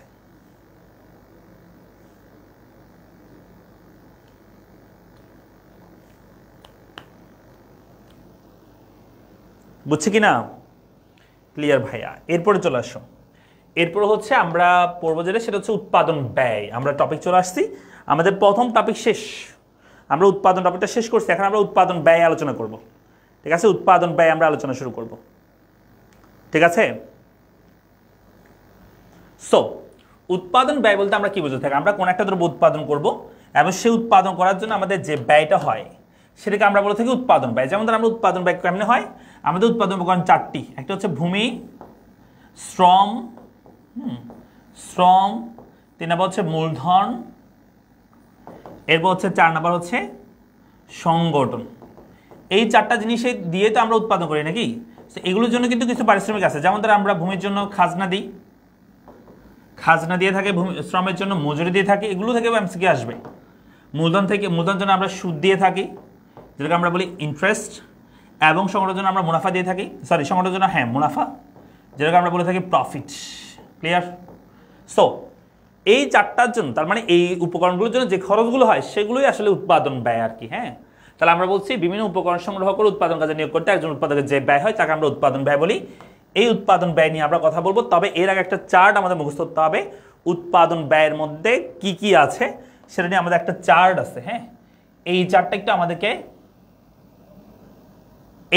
আমাদেরকে মুখস্থ করতে হবে। ঠিক আছে, আমরা একটু সবাই এই চার্টটা একটু মুখস্থ করবো দ্রুত। এই চার্টটা একটু সবাই আমরা একটু মুখস্থ করি, মানে উৎপাদন ব্যয়টা যদি ভালো বুঝতে চাও এই চার্ট তোমার কাছে একদম মুখস্থ হয়ে যেতে হবে। অর্থাৎ এখানে যে শর্ট ফর্মগুলো আছে এই শর্ট ফর্ম দিয়ে তুমি এই যে এটা ফুল ফর্ম এবং হচ্ছে বাংলা, এটা সব তোমার মনে থাকতে হবে। যেমন কিউ মানে কোয়ান্টিটি, পরিমাণ, হ্যাঁ, টিসি মানে হচ্ছে টোটাল কস্ট, মোট ব্যয়। এসটিসি মানে হচ্ছে শর্ট টোটাল কস্ট বা স্বল্পকালীন মোট ব্যয়। এলটিসি লং টোটাল কস্ট বা দীর্ঘকালীন মোট ব্যয়। এসি মানে অ্যাভারেজ কস্ট বা গড় ব্যয়। এসএসসি মানে হচ্ছে শর্ট রান অ্যাভারেজ কস্ট, স্বল্পকালীন গড় ব্যয়। এলএসি মানে হচ্ছে লং রান অ্যাভারেজ কস্ট বা দীর্ঘকালীন গড় ব্যয়। এমসি মানে হচ্ছে মার্জিনাল কস্ট। এএফসি মানে হচ্ছে অ্যাভারেজ ফিক্সড কস্ট বা গড় স্থির ব্যয়। এবিসি হচ্ছে অ্যাভারেজ ভ্যারিয়েবল কস্ট বা গড় পরিবর্তনশীল ব্যয়। টিসি মানে হচ্ছে টোটাল ফিক্সড কস্ট বা মোট স্থির ব্যয়। টিভিসি মানে হচ্ছে টোটাল ভ্যারিয়েবল কস্ট বা মোট পরিবর্তনশীল ব্যয়। এগুলো আমাদের মুখস্থ থাকতে হবে, একদম মুখস্থ হইতে হবে, তখন তুমি এই উৎপাদন ব্যয় টপিকটা তুমি ভালো বুঝতে পারবা। আদারওয়াইজ বলতে স্যার এগুলো কি বলতেছেন, এসটিসি এলএসসি এগুলো কি স্যার, আমি তো কিছু বুঝতেছি না, কোত্থেকে পাচ্ছেন স্যার এগুলো। আগে এই ছকটা মুখস্থ করো।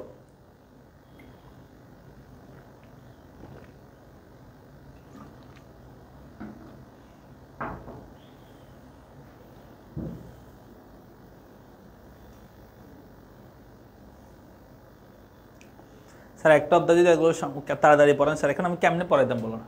ইয়াটা না তো মোড়ানো, ইয়াটা না একটা মোড়ানো, একটা অধ্যায় যদি এরকম সময় এখন আমি কেমনে পড়াইতাম, আমি তো দ্রুতই পড়াচ্ছি। এখন তোমরা যদি নাই বুঝো তাহলে আমি দ্রুত পড়ায় লাভটা কি হবে? দ্রুত পড়াতে কোনো লাভ হবে না,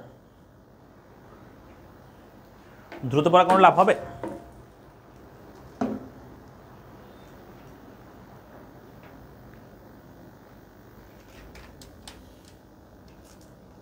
স্যার একটা এসএস নিলে ভালো হবে। নাও, এসএস কেন নিতে হচ্ছে? তুমি তো পিডিএফ পাওয়া না।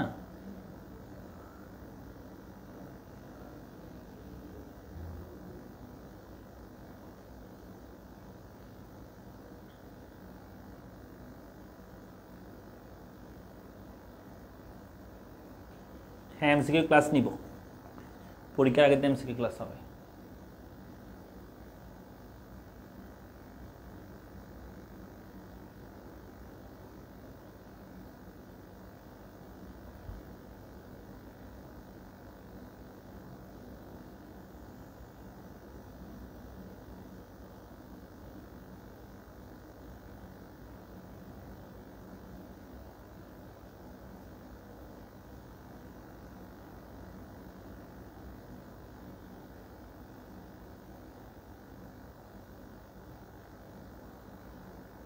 যেগুলো বেশি বেশি বোর্ড এসছে কখন সেগুলো পড়লে হবে? হ্যাঁ, এগুলো পড়লে হবে। ওকে, তাহলে আমরা চলে যাই। যদি মুখস্থ হয়ে যায় তাহলে চলে যাচ্ছে, একটু পর আমি জিজ্ঞেস করি, আবার যদি না পারে একদম মাথা ফাটাই ফেলবো। তখন বলি না যে স্যার মাথা কেন ফাটাচ্ছেন, এটা বলিও না। দেখো, আমরা এখানে যেটা করবো সেটা হচ্ছে প্রথমত দুইটা জিনিস শিখবো। একটা হচ্ছে স্থির ব্যয় কি, এটা একটু আগে পড়াইছি আমি, স্থির উপকরণ পড়াইছি না?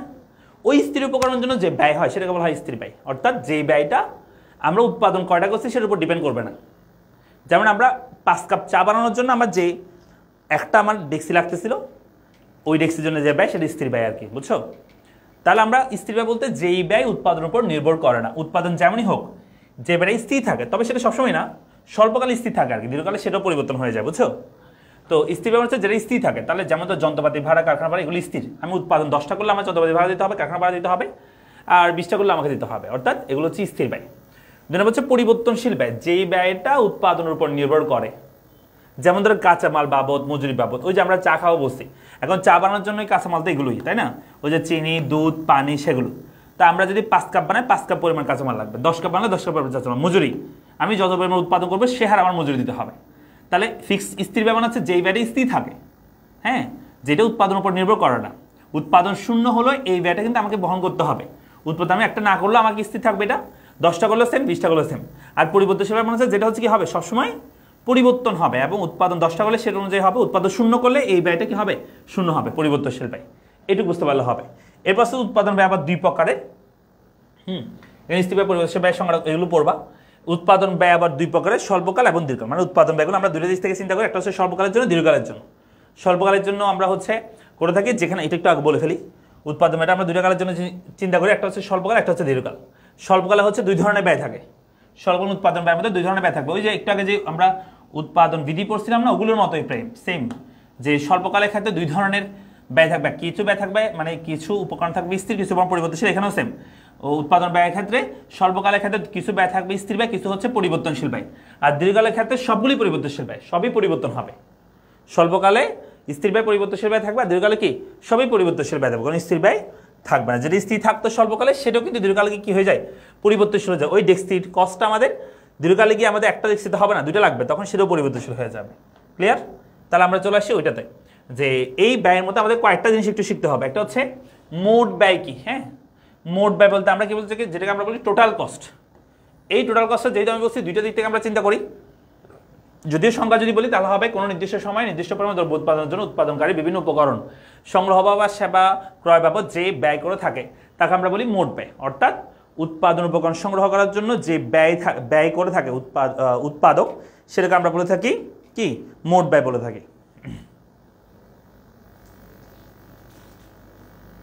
আমরা কি বুঝছি?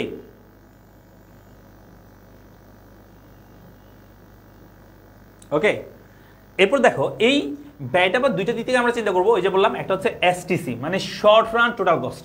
এখন স্যার আবার বলবো না এসটিসি মানে কি, সেটা আবার বলিও না। হ্যাঁ, শর্ট রান টোটাল কস্ট মানে হচ্ছে স্বল্পকালীন মোট ব্যয়। সেটা দুই ধরনের ব্যয় থাকবে, একটা হচ্ছে টিএফসি আর টিভিসি। টিএফসি মানে হচ্ছে টোটাল ফিক্স কস্ট মানে মোট স্থির ব্যয়, আর টিভিসি মানে হচ্ছে মোট পরিবর্তনশীল ব্যয়। স্থির ব্যয় আর পরিবর্তনশীল ব্যয় দুইটা ব্যয়ের যোগফল হচ্ছে স্বল্পকালে মোট ব্যয় বের হবে। স্বল্পকালীন টোটাল কস্ট মানে হচ্ছে টিএফসি প্লাস টিভিসি, আর দীর্ঘকালীন টোটাল কস্ট মানে হচ্ছে শুধু টিভিসি, কারণ দীর্ঘকালে কোনো স্থির ব্যয় থাকে না। যেটা স্থির ব্যয় থাকতো স্বল্পকালে সেটাও পরিবর্তনশীল হয়ে যায় লং রানের ক্ষেত্রে, দীর্ঘকালের ক্ষেত্রে মনে থাকবে। তাহলে স্বল্পকালে যেটা স্থির থাকতো লং রানের ক্ষেত্রে গিয়ে সেটা কিন্তু পরিবর্তনশীল হয়ে যায়, সে ব্যয়টা কিন্তু কি হয়ে যায়, পরিবর্তনশীল হয়ে যায়। সেজন্য বুঝতে পারছি? তাহলে এটা গেল, এটা হচ্ছে আমাদের মোট ব্যয়। তাহলে মোট ব্যয় দুই ধরনের, একটা হচ্ছে স্বল্পকালে এসটিসি যেটা হচ্ছে টিএফসি প্লাস টিভিসি, আর দীর্ঘকালে এক ধরনের সেটা হচ্ছে শুধু টিভিসি, কোনো স্থির ব্যয় থাকবে না। এটুকু মনে রাখতে পারবে না? আচ্ছা, এরপরে চলে আসে আমরা 2 নম্বরটা। 2 নম্বর হচ্ছে গড় ব্যয়, যেটাকে আমরা বলি অ্যাভারেজ কস্ট। এটাই সবচেয়ে গুরুত্বপূর্ণ, গড় ব্যয়টা। হ্যাঁ, গড় ব্যয়টা কেমন করতেছে একটু খেয়াল করো। আমি এটা আচ্ছা এখানে দেখা যাচ্ছে, সমস্যা নেই। তো গড় ব্যয় হচ্ছে প্রথম সূত্র হচ্ছে এসি সমান টিসি ডিভাইড বাই কিউ। এটা তো সিম্পল, পারতেছো না? এসি সমান টিসি ডিভাইড বাই কিউ। এখানে 3টে সূত্র আছে। 2 নম্বর সূত্র হচ্ছে এসি হচ্ছে টিসি ডিভাইড বাই কিউ, এটা 1 নম্বর সূত্র। 2 নম্বর সূত্র হচ্ছে এসএসসি মানে হচ্ছে শর্ট রান অ্যাভারেজ কস্ট সমান হচ্ছে short run total cost divide by Q. এখানে একটা লাইন বাদ পড়ছে, আমি লাইনটা এখানে লিখে দিচ্ছি। এসটিসি ডিভাইড বাই কিউ মানে শর্ট রান অ্যাভারেজ কস্ট বের করতে হলে শর্ট রান যে টোটাল কস্ট থাকবে তাকে কি দিয়ে ভাগ করতে হবে, সিম্পল কথা। এখন শর্ট রান টোটাল কস্ট মানে কি, তাহলে এসএসসি সমান আমরা লিখতে পারি এই যে শর্ট রান টোটাল কস্ট এটা মানে কি, এই যে শর্ট রান টোটাল কস্ট মানে কি টিএফসি প্লাস টিভিসি। তাহলে এখানে আমরা লিখতে পারি TFC plus TVC divided by কি কিউ। তারপর লাইনটা হচ্ছে এটা। এরপর লিখছে এই TFC plus TVC divide by Q, তো এটাকে আমরা একটু সুন্দর করে লিখলে টিএফসি ডিভাইড বাই কিউ, এই প্লাসখানে প্লাস লিখলাম, আর পর হচ্ছে টিভিসি ডিভাইড বাই কিউ, পর হচ্ছে এই টিভিসিকে আমরা কিউ দিয়ে ভাগ করবো। তাহলে টিএফসি ডিভাইড বাই কিউ আর টিভিসি ডিভাইড বাই কিউ আমরা আলাদা করে দেখাইছি আর কি, আলাদা করে লিখছি। এখন আরেকটা সূত্র একটু মনে রাখো, সেটা হচ্ছে এই টিএফসি ডিভাইড বাই কিউ যদি এটাকে যদি আমরা আমি যদি বলি টিএফসি ডিভাইডেড বাই কিউ যদি বলি, তাহলে যেটা বের হয় সেটা হচ্ছে এএফসি, এটা মনে রাখবা। আরেকটার সাথে মনে রাখবা সেটা হচ্ছে টিভিসি ডিভাইড বাই যদি আমি কিউ করি, টোটাল ভ্যারিয়েবল কস্ট যদি কোয়ান্টিটি ভাগ করি তাহলে এবিসি পাবা, অ্যাভারেজ ভ্যারিয়েবল কস্ট পাবা। অর্থাৎ মোট স্থির ব্যয়কে কি দিয়ে ভাগ করলে গড় স্থির ব্যয় পাবা, মোট পরিবর্তনশীল ব্যয়কে কি দিয়ে ভাগ করলে গড় পরিবর্তনশীল ব্যয় পাবা। এখন যারা একদম নতুন তাদের কাছে এটা একদম অনেক কঠিন মনে হইতে পারে সূত্রগুলো, ঠিক আছে, যারা আগে একদমই পড়ো নাই, বুঝছো? তো তোমরা একটু ক্লাসটা আবার একবার মানে ক্লাসটা আস্তে আস্তে ইয়া করে মুখস্থ করবা সূত্রগুলো, ঠিক আছে? তাহলে কি বলছি বলো, এসএসসি মানে হচ্ছে STC divide by Q. SSC মানে কি, এসএসসি মানে হচ্ছে শর্ট রান অ্যাভারেজ কস্ট। তাহলে শর্ট রান যে টোটাল কস্ট সেটা কি, এসি মানে হচ্ছে TC divide by Q. So short run average cost মানে হচ্ছে শর্ট রান টোটাল কস্টকে কি দিয়ে ভাগ করতে হবে। So short run total cost মানে হচ্ছে শর্ট রান কস্ট মানে কি টিএফসি প্লাস টিভিসি, এই যেখানে উপর লিখছি, তাই এটাকে কি দিয়ে ভাগ করবো। তো টিএফসি কিউ দিয়ে ভাগ, টিভিসি কিউ দিয়ে ভাগ, টিএফসি দিয়ে ভাগ, টিভিসি কিউ দিয়ে ভাগ। তাহলে আনসার কি, আনসার হচ্ছে এসএসসি সমান টিএফসি ডিভাইড বাই কিউ সমান হচ্ছে FC, TVC divide by Q মানে হচ্ছে ABC. TFC divide by Q plus TVC divide by Q এটা হবে এফসি প্লাস এবিসি, এটা হবে। হ্যাঁ, এটা হচ্ছে সূত্র। কেমন, এইটাকে ভাগ করতে গেলে এই যায় টিএফসি কিউ দিয়ে ভাগ করলে এফসি, টিভিসি কিউ দিয়ে ভাগ করলে কি এবিসি। তার মানে এটার জায়গায় আমরা এফসি লিখতে পারি, এটার জায়গায় আমরা এবিসি লিখতে পারি। এটা হচ্ছে আমাদের স্বল্পকালে গড় ব্যয়, স্বল্পকালীন অ্যাভারেজ কস্ট বের করার জন্য এফসি প্লাস এবিসি যেটা হবে। এটা একদম সিম্পল কথা। দেখো আমি যদি বলি স্বল্পকালে, শোনো, স্বল্পকালে আমি যদি বলি স্বল্পকালে টোটাল কস্ট মানে হচ্ছে টিএফসি প্লাস টিভিসি, তাহলে স্বল্পকালে অ্যাভারেজ কস্ট কি, এটার অ্যাভারেজ অর্থাৎ এফসি, এটার অ্যাভারেজ অর্থাৎ এবিসি। এটা আসলে আলটিমেটলি বলে আসতেছে আমরা, এটাই পাইছি যে স্বল্পকালে টোটাল কস্ট মানে হচ্ছে স্বল্পকালে টোটাল কস্ট মানে হচ্ছে টিএফসি প্লাস টিভিসি, স্বল্পকালে অ্যাভারেজ কস্ট মানে হচ্ছে এএফসি, এই যে এএফসি প্লাস এবিসি, এই দুটোর গড় এএফসি প্লাস এবিসি, এটাই তো নাকি। 3 নাম্বার সূত্র হচ্ছে আমাদের এলএসি, মানে লং রান অ্যাভারেজ কস্ট সমান হচ্ছে এলটিসি ডিভাইড বাই কি, অর্থাৎ লং রান টোটাল কস্টকে কি দিয়ে ভাগ করলে লং রান অ্যাভারেজ কস্ট পাবো। আর লং রান টোটাল কস্ট মানে কি, লং রান কস্ট মানে শুধু টিভিসি, এই জায়গায় আমরা শুধু টিভিসি লিখছি, টিভিসি কি দিয়ে ভাগ করবো, তো তুমি জানো যে টিভিসি কি দিয়ে ভাগ করলে কি পাওয়া যায়, এবিসি পাওয়া যায়। তার মানে লং রানের ক্ষেত্রে যেটাই এসি সেটাই এবিসি। পরীক্ষা এখানে একটা প্রশ্ন আছে, সেই প্রশ্নটা হচ্ছে এরকম, যদি বলে যে এসি সমান এফসি প্লাস এবিসি, এটা হচ্ছে আমাদের স্বল্পকালে এসএসসির ক্ষেত্রে আর কি, স্বল্পকালের ক্ষেত্রে এটা। আর দীর্ঘকালের ক্ষেত্রে যেটা হয় তোমরা জানো, দীর্ঘকালের ক্ষেত্রে আমাদের যেটা হয় এলএসি সমান কি শুধুমাত্র এবিসি। পরীক্ষা আসতে পারে যে এবিসি কখনো এসি হয় না কেন, কারণ এটার সাথে একটা এফসি যুক্ত হবে সেজন্য। কিন্তু পরীক্ষা যদি বলে এবিসি এসি কখন হবে, যখন লং রান হবে। স্বল্পকালে এবিসি কখনো এসি সমান হইতে পারবে না, কারণ এবিসির সাথে এফসি যোগ হয়ে এসি সমান হবে। কিন্তু দীর্ঘকালের ক্ষেত্রে এবিসি এসি সমান হইতে পারে, হবে এবিসি আর এসি কি হবে, সমান হবে দীর্ঘকালে। কিন্তু স্বল্পকালে এবিসি এসি সমান হবে না, কারণ স্বল্পকালের ক্ষেত্রে একটা এফসি থাকবে, অ্যাভারেজ ফিক্সড কস্ট থাকবে, মনে থাকবে ভাই। চিত্রের সাথে দেখালে মনে হয় আলো বাড়া হবে। কই যাইতাম আমি, মরে যাবো তোমাদের জন্য? চিত্র আসলে তো করাবো। এখানে আমি কি চিত্রের সাহায্যে বাড়াইতাম, সূত্র বলে চিত্রের সাহায্যে বাড়াইতাম, কি একটা অবস্থা। হ্যালো, ক্লাস আমি ক্লাস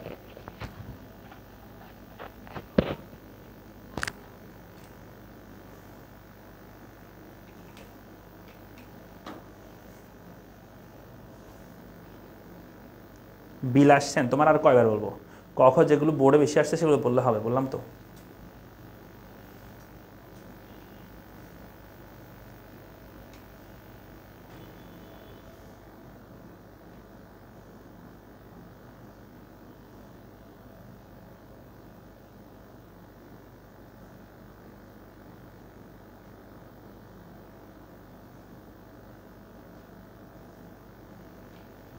আগে সব এগুলো পারতাম, এখন সব নতুন লাগতেছে, কি বলো?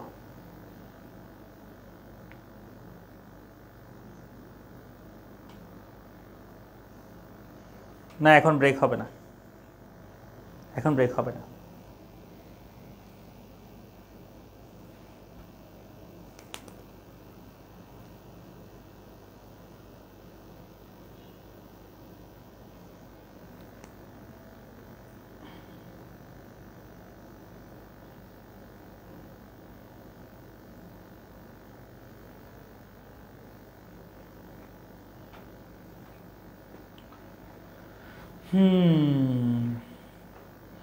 একটু তাড়াতাড়ি শেষ করেন, ব্রেক দেন। কই যেতাম, হ্যাঁ কই যাব আমি কি শেষ করব না ব্রেক দিব না কি করব?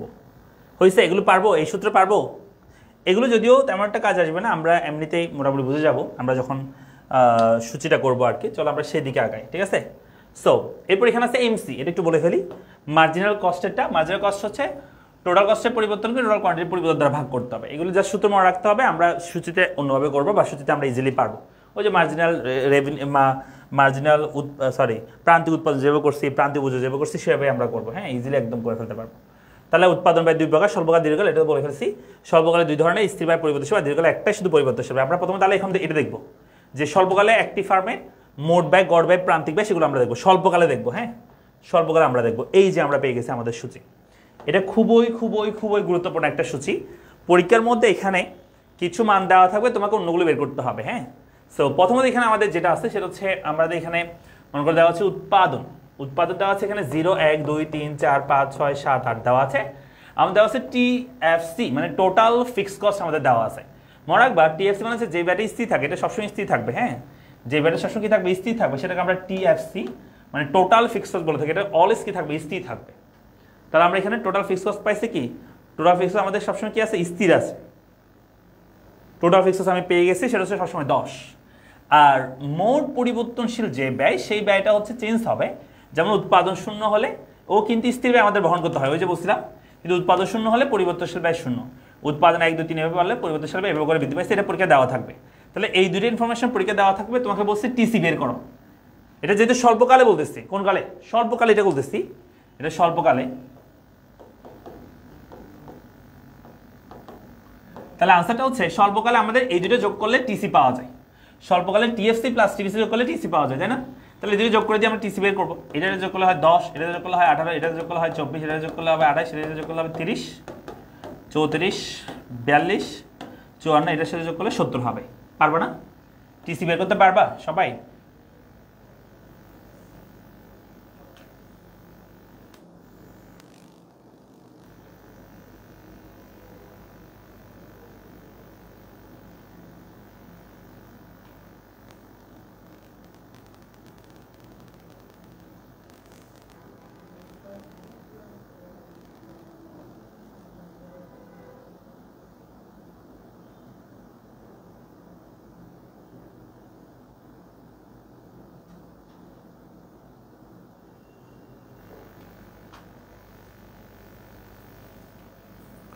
পারবো? টিসি বের করতে পারবো? একদম সহজ। টিসি বের করা হচ্ছে জাস্ট টিএফসি এবং টিসি যোগ করলেই কিন্তু, সরি, টিএফসি এবং টিভিসি যোগ করলেই কিন্তু টিসি বের হয়ে যাবে, ঠিক আছে? আরেকটা বিষয় বলি, আরেকটা বিষয় হচ্ছে পরীক্ষায় অনেক সময় দেখা যায় একটু কঠিন যখন প্রশ্ন আসে, একটু কঠিন প্রশ্ন আসলে তখন দেখা যাবে তোমার মনে করো দেওয়া আছে, মনে করো তোমার দেওয়া আছে টিসি দেওয়া আছে, মানে এই ইনফরমেশনগুলো তোমার দেওয়া আছে, এবং মনে করো তোমার দেওয়া আছে তোমার হচ্ছে এই টিএফসিটা দেওয়া আছে, তোমাকে বলছে এই দুটো দেওয়া আছে, তোমাকে বলছে পরিবর্তনশীল ব্যয় নির্ণয় করো, পরিবর্তনশীল ব্যয় বের করো। হ্যাঁ, ইয়া বন্ধ করে দিই, চাবি আছে তো বন্ধ, তারা ইয়া করে দিবা কি? তাহলে দেখো কি বলছি যে আমাদের এই টিএফসি এবং সরি টোটাল মোট ব্যয় এবং মোট স্থির ব্যয় দেওয়া আছে, আমাদের বলছে টিভিসি বের করো, মানে মোট পরিবর্তনশীল ব্যয় বের করো। কেমনে করবো? এই দুটো যোগ করে যদি এটা হয়, তো দুটোর সংখ্যার যোগফল যদি 10 হয়, দুটোর সংখ্যার যোগফল তোমাকে দিয়ে দিচ্ছে 10, একটা সংখ্যা যদি 10 হয় অপরটা কত? স্যার একদম সহজ কোশ্চেন। দুটোর সংখ্যার যোগফল যদি 10 হয়, একটা সংখ্যা 10 হলে অপরটা কত? তাহলে অপরটা 0, কারণ 10 সাথে 0 যোগ করলে 10 হয়ে যাবে, তাহলে 10 থেকে এটা বাদ দিয়ে দিবে, তাহলে হয়ে যাবে। দুইটা মিলে যদি 18 হয়, মোট যদি ব্যয় যদি 18 হয়, তাহলে একটা যদি 10 হয় অপরটা কত? তাহলে 10 থেকে এটা বিয়োগ করে দাও, তার মানে এই টিসি থেকে টিএফসি বিয়োগ করলে তুমি টিভিসি পেয়ে যাবে, এটা পেয়ে যাবে। এটা থেকে বিয়োগ করে দাও, 14 থেকে 10 বিয়োগ করলে হবে 14, সরি 24 থেকে 10 বিয়োগ করলে হয় 14, 28 থেকে 10 বিয়োগ করলে হবে 18, 30 থেকে 10 বিয়োগ করলে হবে 20, 34 থেকে 10 বিয়োগ করলে হবে 24, 42 থেকে 10 বিয়োগ করলে হবে 32, 54 থেকে 10 বিয়োগ করলে হবে 42, 70 থেকে 10 বিয়োগ করলে হবে 60। তার মানে অনেক সময় টিএসসি দেওয়া থাকবে, টিএফসি দেওয়া থাকবে, তোমাকে টিভিসি বের করতে বলতে পারে। আবার অপোজিট হইতে পারে, অপোজিট মানে হচ্ছে তোমাকে এখানে স্থির ব্যয় দেওয়া নাই, কিন্তু এটা দেওয়া আছে, হ্যাঁ পরিবর্তনশীল ব্যয় দেওয়া আছে, তোমাকে বলছি স্থির ব্যয় বের করতে, তাহলে তুমি সেম এটা থেকে বের করে দিবা। 10 থেকে 0 বের করলে হয় 10, 18 থেকে 10, 18 থেকে 8 বের করলে হবে 10, 24 থেকে 18 বের করলে 14 বের করলে হবে তাও 10, 28 থেকে 14 18 বের করলে তাও 10 হবে। একটা বিষয় বলে রাখি, সেটা হচ্ছে যেহেতু এটা স্বল্পকাল, স্বল্পকাল স্থির ব্যয়টা সবসময় কি থাকবে? স্থির থাকবে, তো একটা বের করতে পারলে তুমি অপরগুলো সেম হবে আর কি।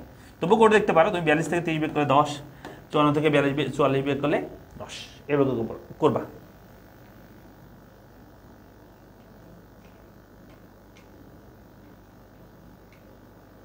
আমরা কি বুঝছি? পারবো? একটু বলো তো পারবে কিনা?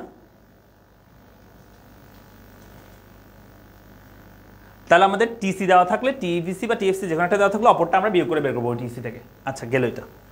এরপর চলে এসে আমরা করবো পরেরটা। পরেরটা হচ্ছে এএফসি, মানে অ্যাভারেজ ফিক্সড কস্ট আমরা বের করবো। অ্যাভারেজ ফিক্সড কস্ট আমরা বের করবো। তাহলে যেটা করতে হবে, প্রথমে অ্যাভারেজ ফিক্সড কস্ট তোমার করার জন্য তোমাকে টিএফসিকে কি দিয়ে ভাগ করতে হবে? TFC divide by Q. হ্যাঁ, আগে তোমার টিএফসি লাগবে, এই টিএফসিকে তুমি কিউ দিয়ে ভাগ করবে, তাহলে তুমি এএফসি পেয়ে যাবে। যেমন 10কে তুমি যদি 1 দিয়ে ভাগ করো, তাহলে এখানে কোনো মান নাই অসীম। 10কে 1 দিয়ে ভাগ করলে তাহলে হবে 10, 10কে 2 দিয়ে ভাগ করলে হবে 5, 10কে 3 দিয়ে ভাগ করলে 3.33, 10কে 4 দিয়ে ভাগ করলে 2.5, 10কে 5 দিয়ে ভাগ করলে 2, 10কে 6 দিয়ে ভাগ করলে হবে 1.767, তারপর 10কে 7 দিয়ে ভাগ করলে 1.343, 10কে 8 দিয়ে ভাগ করলে হবে 1.25। তার মানে এই টিএফসিকে তুমি যদি কি দিয়ে ভাগ করলো, এফসি পাবা। তো সর্বোচ্চ কঠিন প্রশ্ন কখন আসে? সর্বোচ্চ কঠিন এই চ্যাপ্টারের ব্যয় থেকে সর্বোচ্চ কঠিন প্রশ্ন আসবে কেমন জানো? তোমাকে এই টিএফসি দেওয়া থাকবে না, কিন্তু তোমাকে এফসি বের করতে বলবে। তাহলে স্যার কোন দুটো দেওয়া থাকবে? ওই যে এইটা আর এটা দেওয়া আছে, তাহলে তুমি এটা থেকে বিয়োগ করে আগে টিএফসি বের করবা, সেই টিএফসিকে আবার কিউ দিয়ে ভাগ করে এফসি বের করবা। বুঝছো কিনা বলো? আবার বলো, বুঝছো কিনা সবাই? আমাদের সর্বোচ্চ কঠিন আসলে কি আসবে? যে এফসি বের করতে বলছে, মানে গড় স্থির বের করতে বলছে, কিন্তু টোটাল ফিক্সড কস্ট দেওয়া নাই, তখন তোমাকে দুটো দেওয়া থাকবে, অর্থাৎ টিসি থেকে টিভিসি বাদ দিলে তুমি আগে টিসি বের করবা, এই সূত্রটা বের করবা, তারপর তুমি এটাকে যদি ভাগ করে এফসি বের করবা। মনে থাকবে কিনা বলো?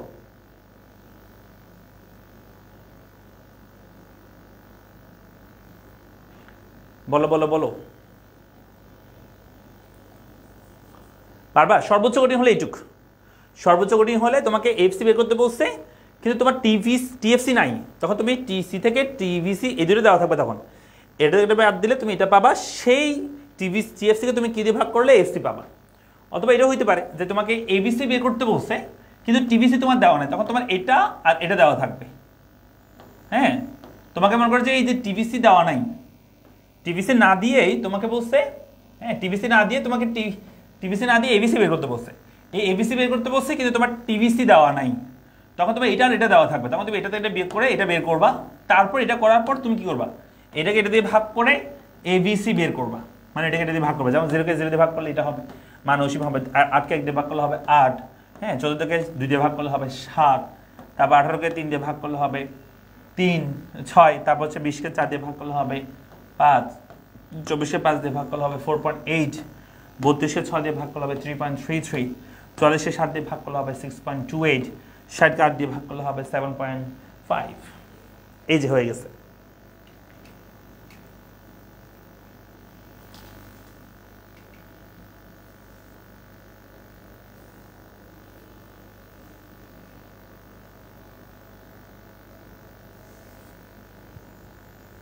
বলো বলো বলো, পারবে কি না?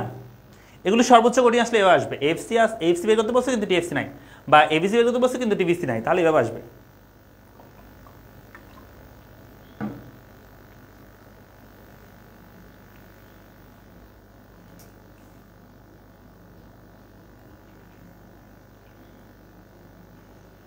এফসি বের করতে হলে টিএফসিকে কিউ দিয়ে ভাগ করতে হবে, আর এবিসি বের করতে হলে টিভিসিকে কিউ দিয়ে ভাগ করতে হবে। প্লাস না, এগুলো প্লাস না, এগুলো ভাগ লিখছে, তোমরা হয়তো দেখতে পাচ্ছ না, ভাগ লিখছে, এগুলো ভাগ ভাগ, প্লাস লিখে নেই।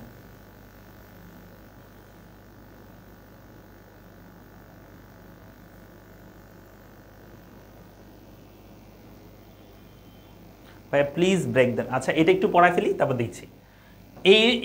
এখন আমরা এক্সি বের করবো, এসি অ্যাভারেজ কস্ট, এটা একদম সহজ।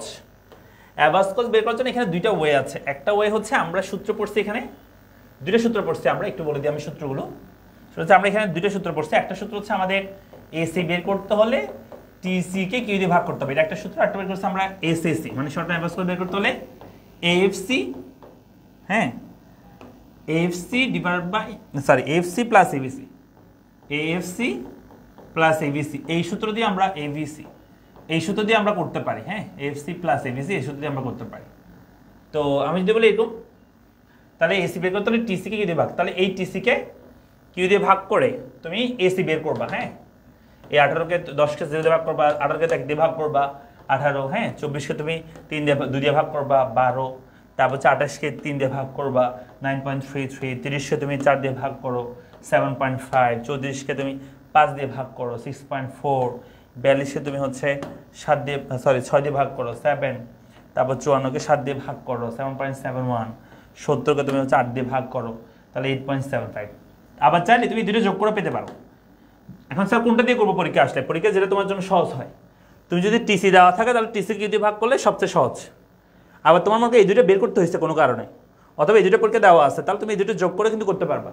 তাহলে এর সাথে যোগ করলে হয় 18, দেখছো এই দুটো যোগ করলে হয় 12, এর যোগ করলে হয় 9.33, এর যোগ করলে হয় 7.5, এর যোগ করলে হয় 6.5, এটা 6.8 হবে মনে হয়, এটা নাকি এটা 6 ছিল, এটা 6.8 হবে মনে হয়। তারপর এদের যোগ করলে হবে 7, এদের যোগ করলে হবে 7.71, এদের যোগ করলে হবে 8.75, ঠিক আছে। এরপর হচ্ছে প্রান্তিক ব্যয়টা। প্রান্তিক ব্যয়টা একদম সহজ, হ্যাঁ কেমনে করবো দেখো। প্রান্তিক ব্যয়টা আমরা কেমনে করতেছি, তাহলে প্রান্তিক ব্যয় করার জন্য সূত্র আছে। সূত্র হচ্ছে কি, টোটাল প্রোডাকশনের মেন হচ্ছে আমাদের মার্জিনাল প্রোডাকশনের সূত্র হচ্ছে মার্জিনাল কস্টের সূত্র হচ্ছে টোটাল কস্টের পরিবর্তনকে টোটাল ভোগের মানে উৎপাদনের পরিবর্তন দ্বারা ভাগ করতে হবে। তবে এটা এভাবে সূত্র দিয়ে এত চিন্তা করার দরকার না, একদম সিম্পলি করবা। আমি একটু বলে দিচ্ছি, জিরোর ক্ষেত্রে কোনো প্রান্তিক ব্যয় হয় না, কোনো প্রান্তিক ব্যয় হবে না। একটা উৎপাদন করলে যেটাই মোট ব্যয় হবে, মোট ব্যয় কথা এই যে জিরোর ক্ষেত্রে যেটাই মোট ব্যয় সেটাই প্রান্তিক ব্যয় লিখবা। আর 1 থেকে 2টা যদি উৎপাদন করি তাহলে এই মোট ব্যয় পার্থক্য লিখবা। 24 থেকে 18 বিয়োগ করে দিলে তাহলে মোট পার্থক্যগুলো লিখবো হবে ওই যে আগে যেভাবে করছি আমরা সেভাবে আর কি, প্রান্তিক উপযোগ যেভাবে করি, প্রান্তিক উৎপাদন যেভাবে করছি সেভাবে। 24 থেকে 18 বিয়োগ করলে হবে 6, 28 থেকে 24 বিয়োগ করলে হবে 4, 30 থেকে 28 বিয়োগ করলে হবে 2, 34 থেকে 30 বিয়োগ করলে হবে 4, 42 থেকে 34 বিয়োগ করলে হবে 8, 54 থেকে 42 বিয়োগ করলে হবে 12, 70 থেকে 54 বিয়োগ করলে হবে 16। এই যে হয়ে গেছে। পারবো?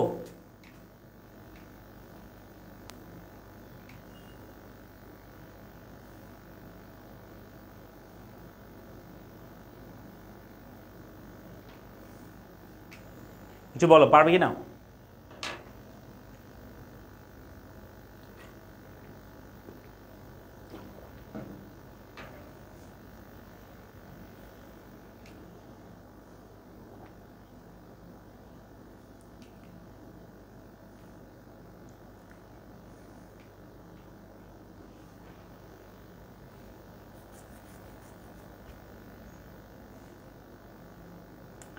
তো আমরা কি করলাম, TFC, TBC, TC, FC, ABC, AC, AC, MC এগুলো আমরা বের করছি। হ্যাঁ, তো পরীক্ষার যে কোনো একটা আসলে অন্যটা বের করতে পারবে না, যেটা আসবে অন্যটা বের করা যাবে?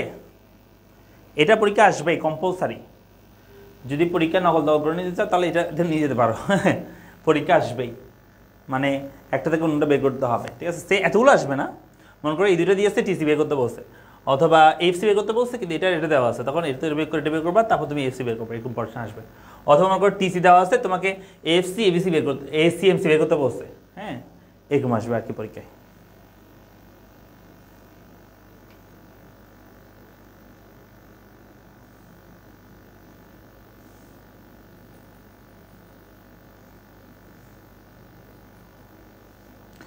এই শোনো, তারপর হচ্ছে আমাদের চিত্র। হ্যাঁ, চিত্রগুলো আমাদের আঁকতে হবে এখানে, কারণ অনেকগুলো চিত্র আছে। এরপর হচ্ছে আমাদের দীর্ঘকালটা আছে, এরপর দীর্ঘকাল পর হচ্ছে উৎপাদন আয়, ঠিক আছে? একটা টপিক আছে উৎপাদন। এরকম হয়ে গেল কেন? কি এরপর হচ্ছে আমাদের উৎপাদন আয়টা আছে, এটা এই পাশ থেকে পাশ চলে গেলে কেমন? আস্তে আস্তে।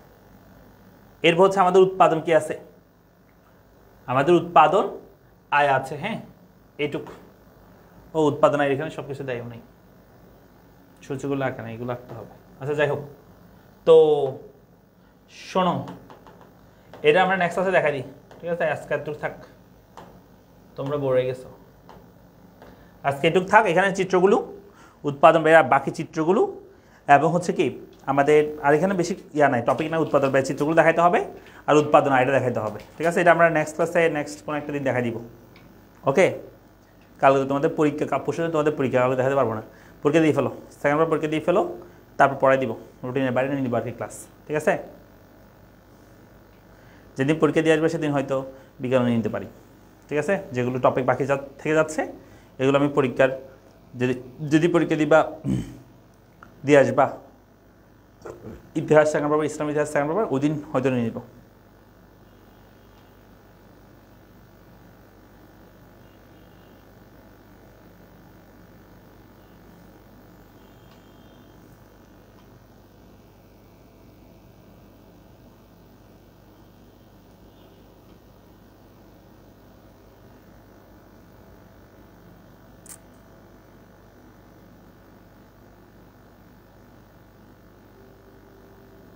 শেষ করবো, সত্যি শেষ করবো। স্থিতি আছে ওদের পড়াবো, এটাও পড়াবো, ঠিক আছে?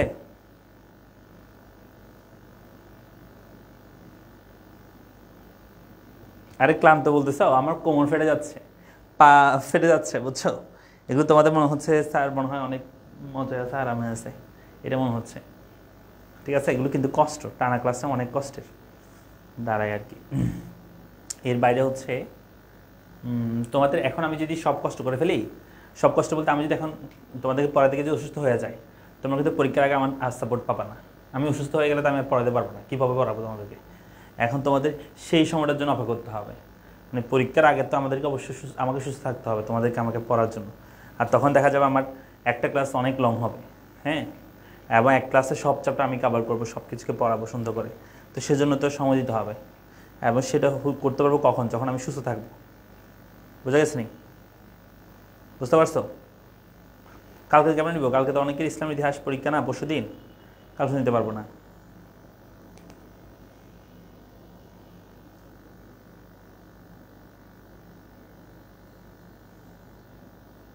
এই কারেন্ট ওই দিন আমি সত্যি সত্যি কারেন্ট গেছিলো, তোমরা আমাকে বিশ্বাস করো না, এটা কোনো কথা?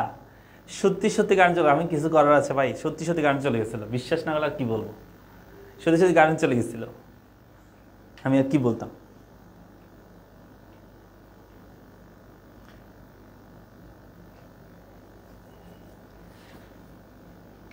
কথা বুঝছো কি না?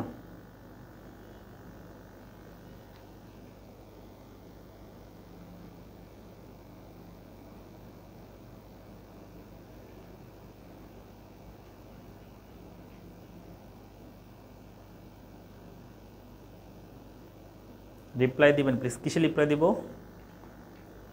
আরাফাত?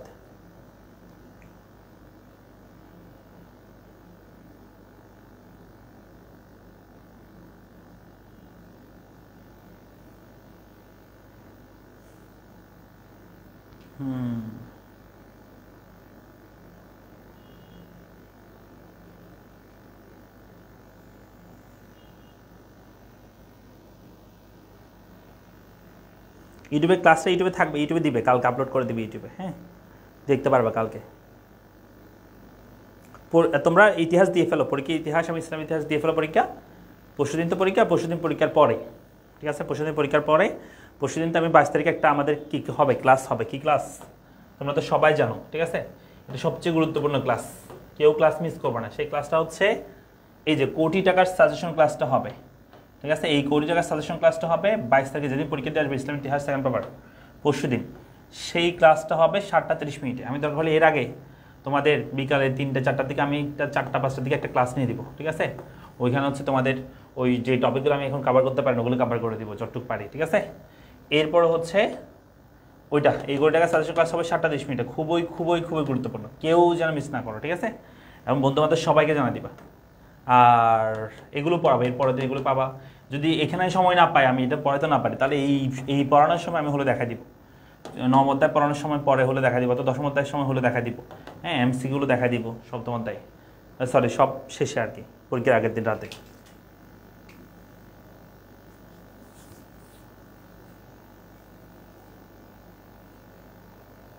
স্যার ইউটিউবে কঠিন বোর্ডের সলিউশন দেন। কঠিন বোর্ডের সলিউশন মানে কি?